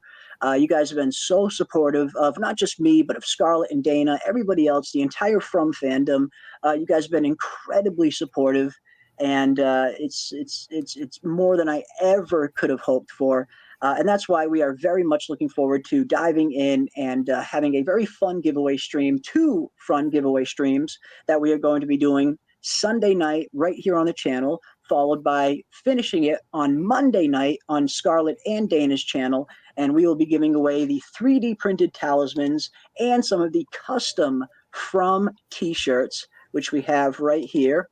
Awesome 3D printed talismans made by our very own Nick L, who hand painted every single one of these. And Dana even went ahead and added some of the twine onto them to make them. Oh, yes, I did. I literally just fucking finished them. I think it was a little bit more than she thought. So, guys, on the next one, assembly may be required. Definitely. It might be. I got up and started to like dance. I was like, I'm finished. I did it. I finished. Plastic is very unforgiving, and it's slippery. It is. It's not easy. It's not easy. Just wrapping some twine around them. How hard could it be? Yeah, ask Scarlet. How hard could it be, right? Yeah. But no, it's just so awesome. And again, a huge thank you to Nick L for providing those. He went out there and printed them all. Look how, dude, they are awesome. Like how accurate that is. Wait, it's not just talismans we have. He sent us keychains to give away. He sent us coasters to give away. He's making some of the coasters too. Those are awesome. Goodies. A bunch of there might. So I don't even know. Dana's trying to get it all like sorted, and I think she's gonna. I don't know how. I know the talismans for sure were being divided. I think she's doing the coasters and the keychains, and I don't even know what all's there, man. It's just gonna be a smorgasbord of items. That is awesome. So yeah, there's going to be some fun stuff that we're going to be doing again Sunday night here, and then Monday night on their channel. And again, it's just our very small way of saying thank you to each and every one of you for all of the support you guys have shown, all of the channels, and just being just all around fucking awesome people. You guys really are. I mean, this is such a great fandom to be a part of. You guys have definitely become friends. And I look forward to diving into this second half of season 3 of From and seeing where this freaking show goes, all of the next big twists and turns they have in store for us. We will be right here diving deep into all of it, breaking it down with each and every one of you. And I look forward to doing that. And I know Scarlet and Dana look forward to doing the same as well. So we got it, guys. We still got a whole second half of this season to look forward to. And I could not be more excited. And real quick, I know some guys in there were still asking. I think you just be subscribed to Jeremy's channel and tune in Sunday night. And show up. Yep. It's trivia, right? You're doing trivia. We're doing raffle. I think we're gonna do a mix of trivia and raffle because sometimes, because the trivia, and I should have thought of this earlier. We did a trivia stream. We tried doing a trivia stream on this channel years ago, like when this was still a comic book channel. And at that point, we only had like 50, 60 people showing up in the chat. And we tried doing a trivia stream, and it gets a little bit tricky because not everybody's chats sync up exactly the same. On one person's chat, it might appear like one person got the answer in first, and on someone else's chat, it might appear like somebody else got the answer in first. It's not until you refresh the chat that you actually get the real accounting of where the true kind of first place winner is. So I'm thinking just to maybe make it a little bit easier, we might do raffle giveaways just to kind of simplify it. It might just be a little bit easier. Yeah, I mean, we were trying to come up with trivia questions, and I couldn't really come up with any because I was like, even when we came up with the answer to the question, I'm like, well, do we know that for sure? I was like, could there be two answers? Because I'm like, that's a good point. That's a good point. There's so much on the show that is still kind of left up for grabs. So some questions might have two answers that could technically be right. So that is a good point. Trivia might be a little difficult. I mean, maybe we can think of something in the future where we will do some kind of trivia stream. I mean, not to kind of give anything away, just to kind of have fun and do a little bit of From trivia. We can definitely do that in the future. But just to make these giveaways a little bit simpler and a little bit more fair, that way everybody has a fair shot of winning, we might just do the raffle thing where you guys type a specific kind of phrase into the chat. StreamYard has this option where they kind of, it's just a random raffle giveaway where anybody who wants to participate, we give you a phrase to type into the chat. You type that chat into the phrase and you are automatically entered into the random raffle picker, and it kind of just spins and picks a random person out of everybody who entered. It might just be a little bit simpler and easier to do it that way, but we will find some kind of way to do some fun From trivia in the future, maybe after season 3 ends. But yeah, I think just for to make it simpler and easier, we'll probably do a raffle for these things. And anybody who wants to enter will be more than welcome to. It's a very simple and easy raffle system. I'm sure some of you guys have already seen it. We've used it here on the channel. I believe you guys have used it before too. Yeah. That's why we were sticking with that, because it was so much easier and it seems more fair. Even for us to try to keep up. I think we try to do trivia for Evil, which was a little bit easier, but still trying to make sure, you want to catch the right person. And I like the raffle a little bit for fairness. Now just doing trivia for fun, now that's a whole nother ballpark we could get into. Get some game show sound, some sound bites. Yes, no, we can definitely do. I would totally be down to do something like that, where we even do like a 2-parter, where we start here and do it, like similar to what we're doing now, like part 1 here, part 2 on your guys' channel, where we have some fun From trivia night, and maybe we can do that towards the end of the season. I'd be definitely down for that. But no, like you said, it's a little bit easier. That'd be fun. But in terms of the giveaway, it's a little bit easier, and it's like you said, Scarlet, it's fair. It's about as fair as you can possibly get, where everybody in the chat has an equal chance to win. All you got to do is type the phrase in and you are officially entered in to win, and the computer just picks a random winner. And it's just simple, it's easy, and again, it's the fairest way to do this. So I think we're going to do the raffle method as well. But we'll definitely kind of gear up and do some kind of From trivia down the road. I'm totally down to do that as well. Awesome stuff, guys. And it's a big giveaway. Stuff. Like, there's a lot of stuff too. So that's a lot of questions we'd have to figure out. That's a lot of questions. That's tons of trivia. Yeah. I think it's simple is the best way to go sometimes with these things. So I'm thinking back, because we tried to do a trivia giveaway back in the day, when this was a comic channel. And it was a fucking nightmare. It was an absolute nightmare the way it turned out. And I'm thinking back and I'm getting PTSD from it. So yeah, we'll definitely do. We'll do it. We'll do a regular, just random raffle where everybody has a chance to win, equal chance, and it's just, again, like you guys said, it's a little fairer that way too, as well. So make sure you're subscribed, guys, and hit them notifications so you know to be ready for it.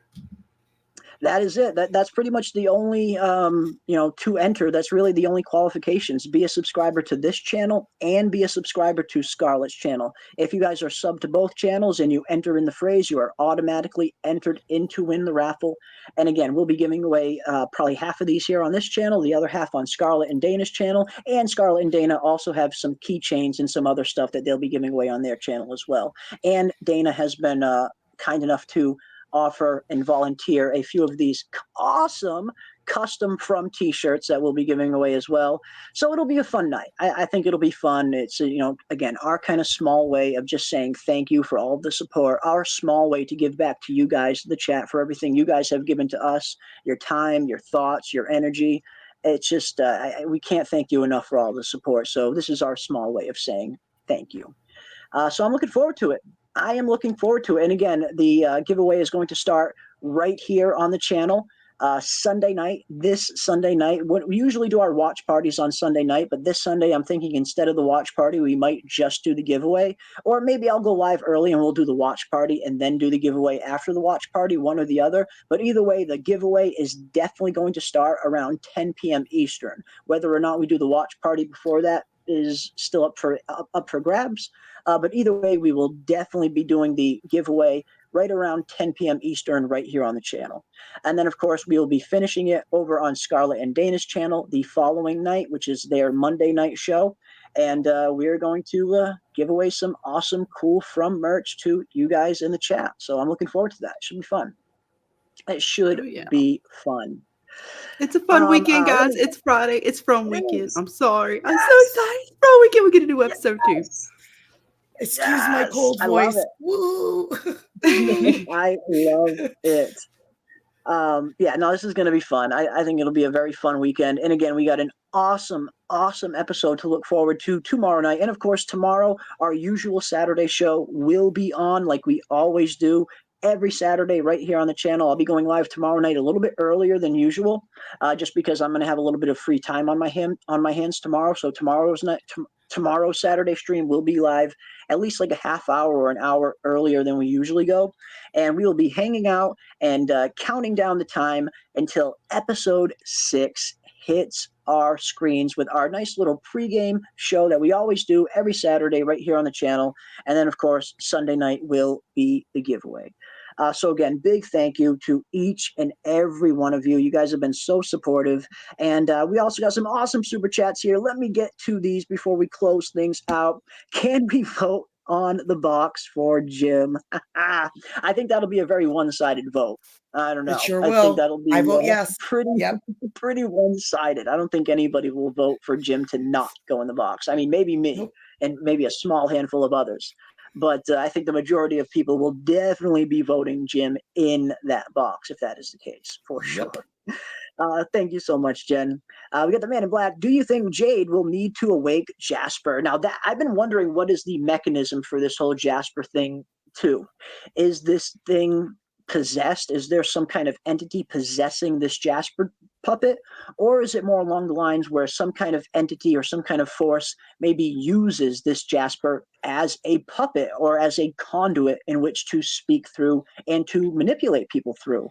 Or is it what someone said in the chat the other night, that maybe the Jasper puppet only comes alive at night. It can only talk at night, which is a pretty interesting theory. I mean, we've seen some other, themes, of course. The monsters only come out at night. So how exactly will Victor actually communicate with this puppet? That still remains to be seen. I don't exactly know what he's going to do. Like you said, does he have to wake it up in some small sense? I don't know. But I think it would be very cool if it was along the lines of maybe this puppet can only come out and speak at night. But I also like the idea that maybe it's not exactly possessed. I mean, when I first saw that puppet, I thought, okay, maybe this thing is just possessed, some kind of cursed object, some kind of entity is trapped inside this puppet. But I also like the idea that some entity or some kind of force is just using this puppet to have some kind of physical form to speak to people and to manipulate people through. Maybe it's not trapped in the doll. Maybe it just uses the doll from time to time. And if that's the case, how will Jade and Victor summon this spirit, this entity, into this doll to get answers? I don't know, but I cannot wait to see what they do and how exactly this Jasper doll is going to, quote unquote, come alive. That should be fun. That should be very fun. We got Jen Hack as well. Thank you so much, Jen Hack.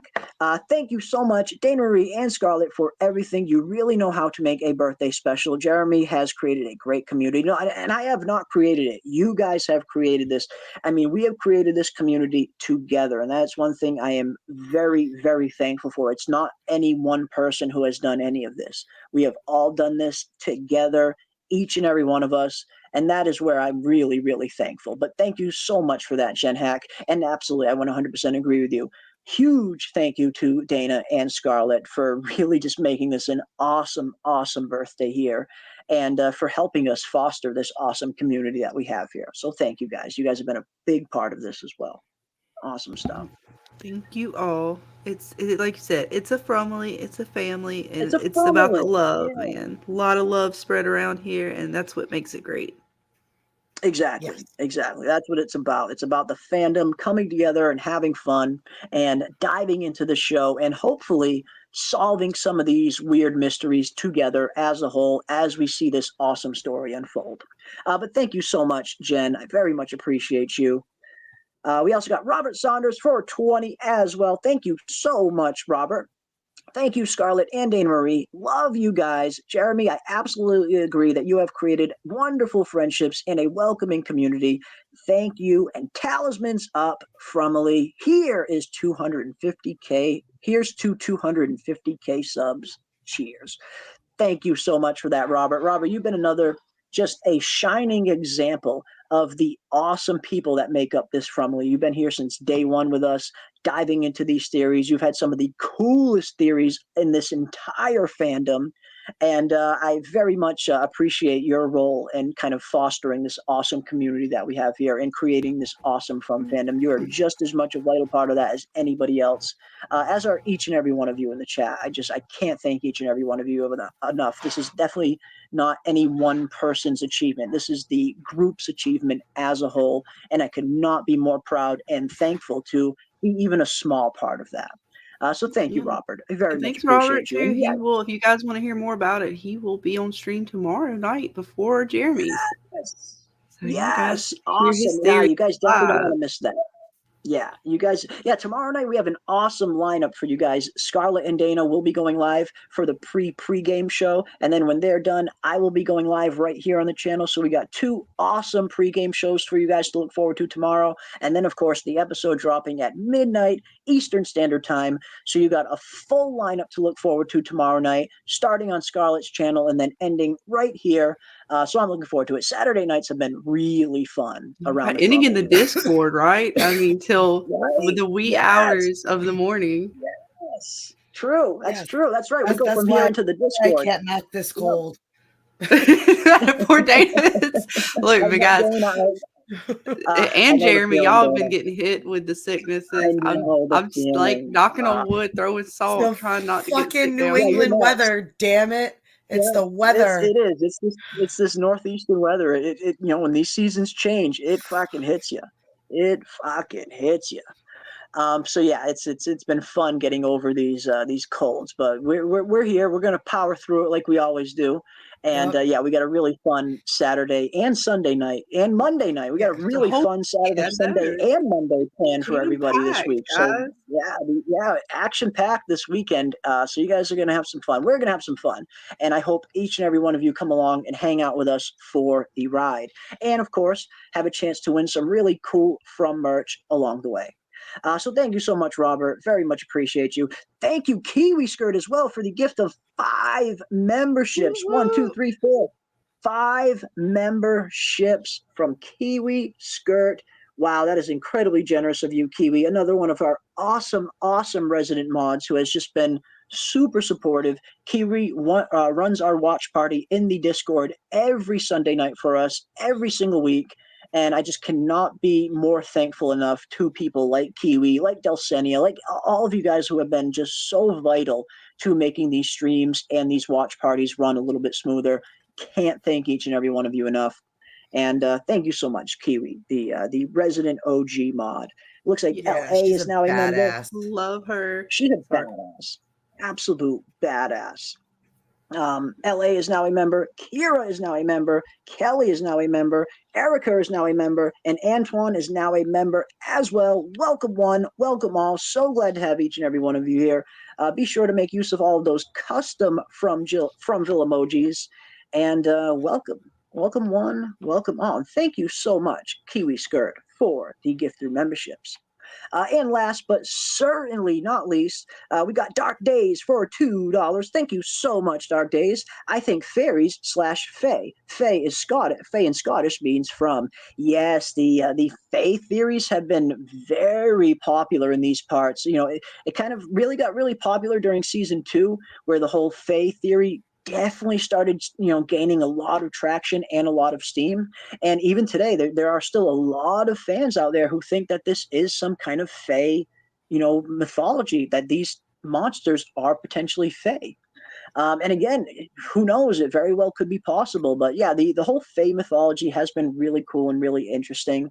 And when you look deeper into the Scottish and the Irish folklore behind fairies and stuff, a lot of people hear the word fairy and they instantly think of, your average pixie dust sprinkling Disney fairy.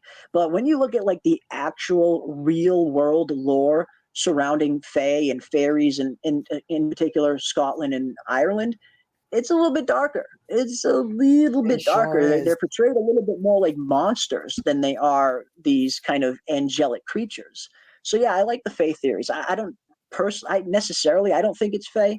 But I do love the fae theories. I think those are some of the coolest theories out there in the fandom. Without a doubt. Without a doubt. But again, big thank you to each and every one of you for joining us on this fine Friday night. And again, I wasn't 100% sure. The Friday night streams, they're kind of impromptu up until this point. Before season 3 started, we did Fromville Fridays every single week. But sometimes I just don't have time with work and my day job and other priorities.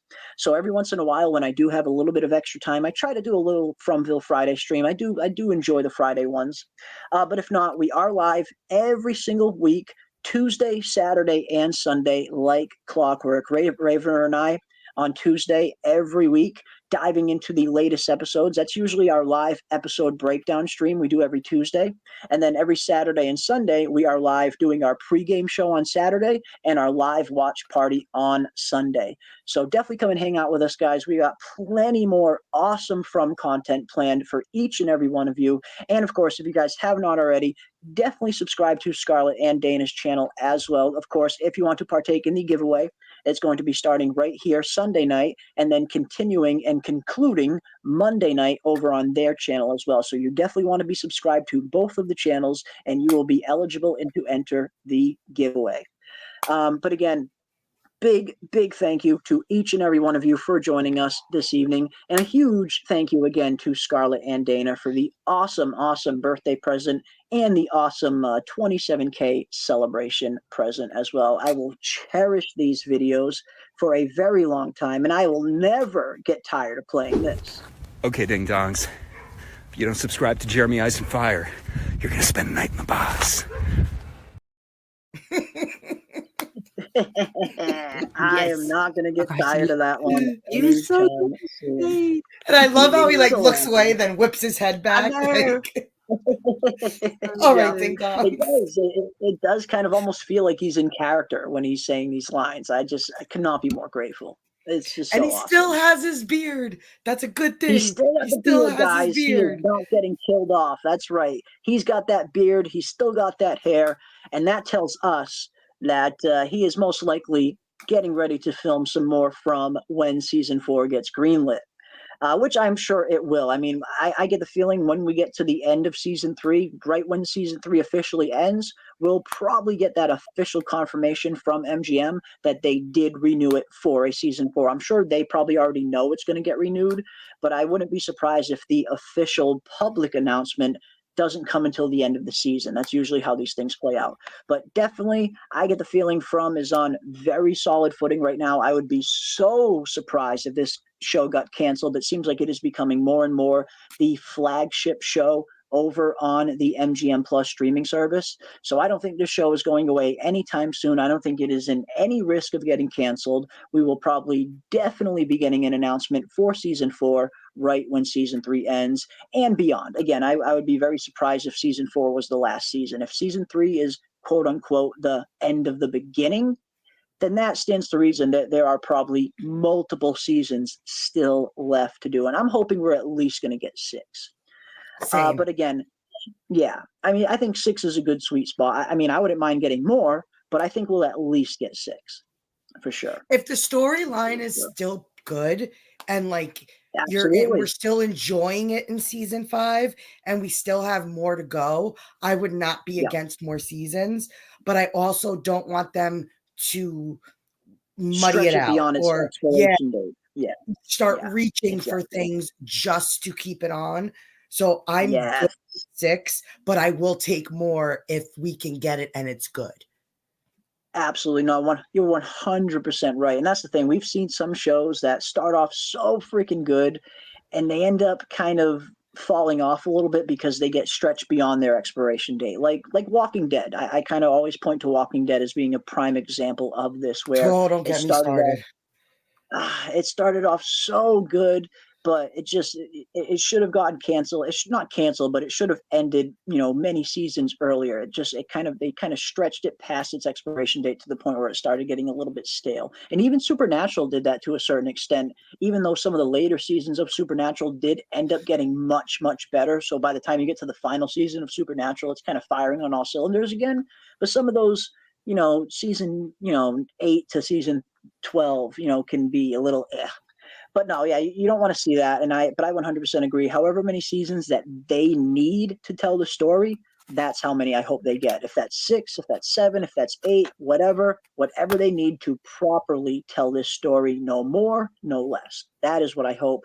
And looks like they are going to go down a similar road as Lost. And speaking of Lost, we got Leisha for $10. Thank you so much. Do you all feel that From relates to Lost and how all theories of physics, philosophies, and religions are applied? Also, it is all about character development. I mean, in terms of these similarities, yes, there's so many similarities between this show and Lost. And I love that. I was a huge fan of Lost, still am a huge fan of Lost. I loved that show from start to finish. And I do feel like From is operating on a similar wavelength, not the same, but a similar wavelength.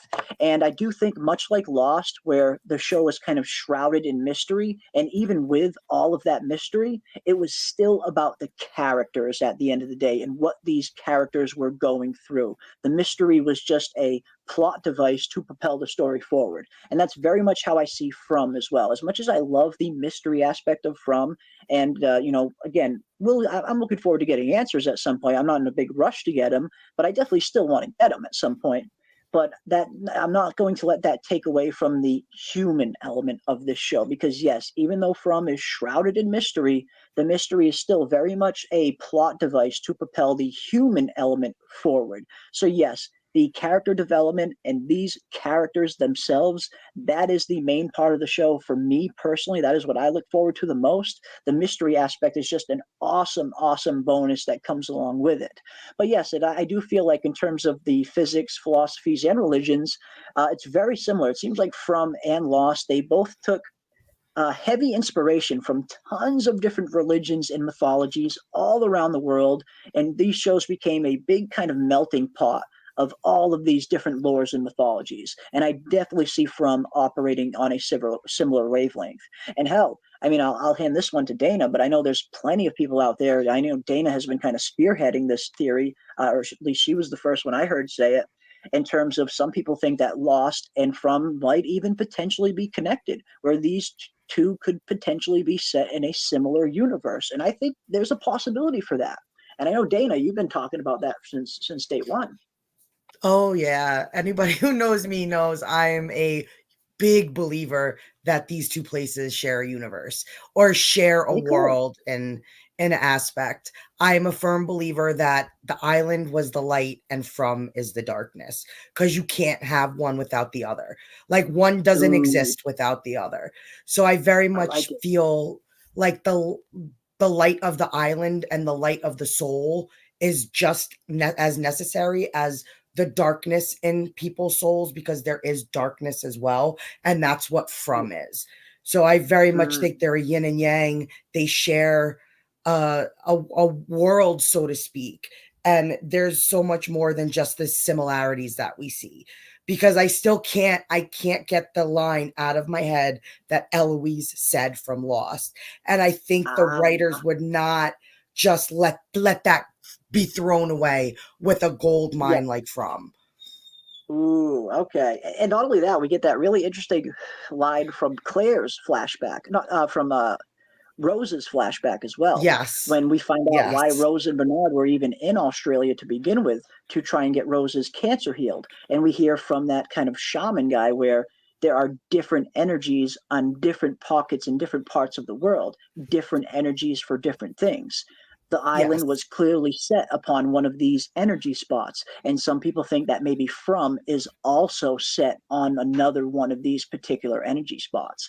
And again, there are some hints there that make you think it could potentially be possible that these could be connected in some way. So I love the theory myself, personally.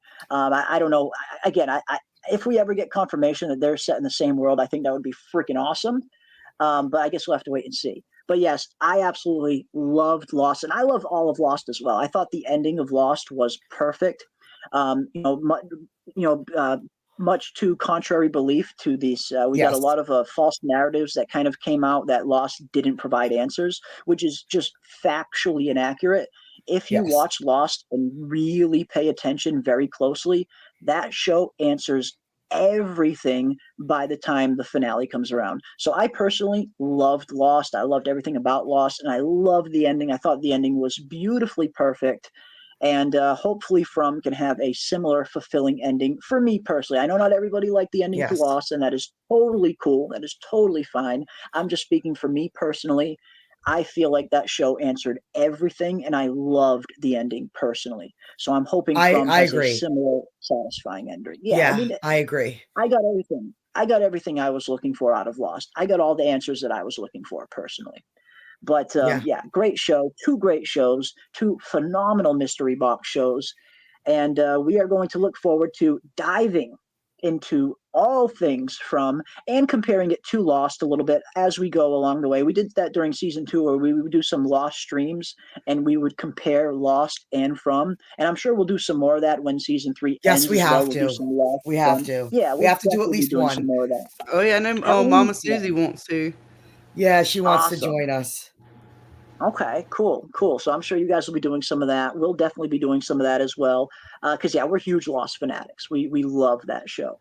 And of course, it's a good time to kind of dive back into it, because the Lost documentary is dropping right now. An awesome documentary that was made by pure fans of the show, not a Hollywood produced documentary or anything like that. This documentary was made by Lost fans for Lost fans, and we will definitely be diving deep into that documentary and talking all about it and comparing that show to Lost, to From as well. So all of our Lost fans, all of the From fans, definitely stay tuned after season 3 ends, because we will definitely be diving into both of those shows. And I will say this to everyone who is a From fan that hasn't watched Lost, I would highly recommend giving it a chance. I know it's a little bit daunting because there's a lot of seasons and a lot of episodes to get through. It's not like From. The first 3 seasons of Lost have around 24 to 25 episodes each season. So it's a lot more daunting to watch, but I promise you, if you commit to Lost, you will be satisfied. It is such a good show. By the time you get to like seasons 3 and 4,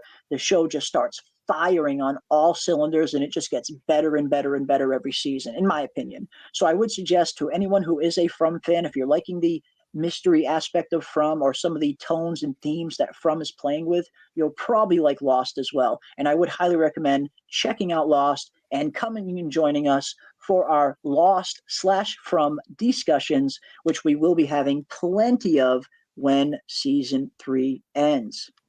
But again, big thank you to each and every one of you for joining us this evening. And again, I will be live again tomorrow night with Snuggie and Aldous. We will be diving into all things episode 6 predictions for our pregame show while we wait for episode 6 to load up on our screens. So definitely come back and hang out with us tomorrow. I'll be live at 8:30 p.m. Eastern Standard Time right here on the channel.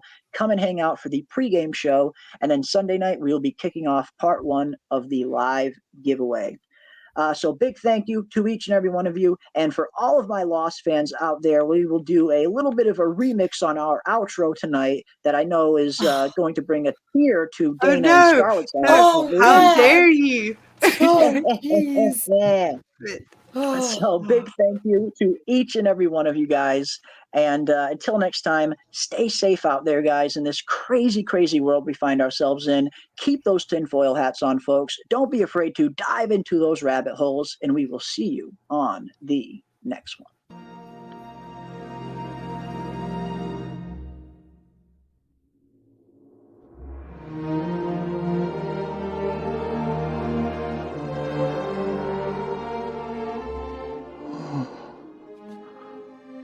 Did you see that?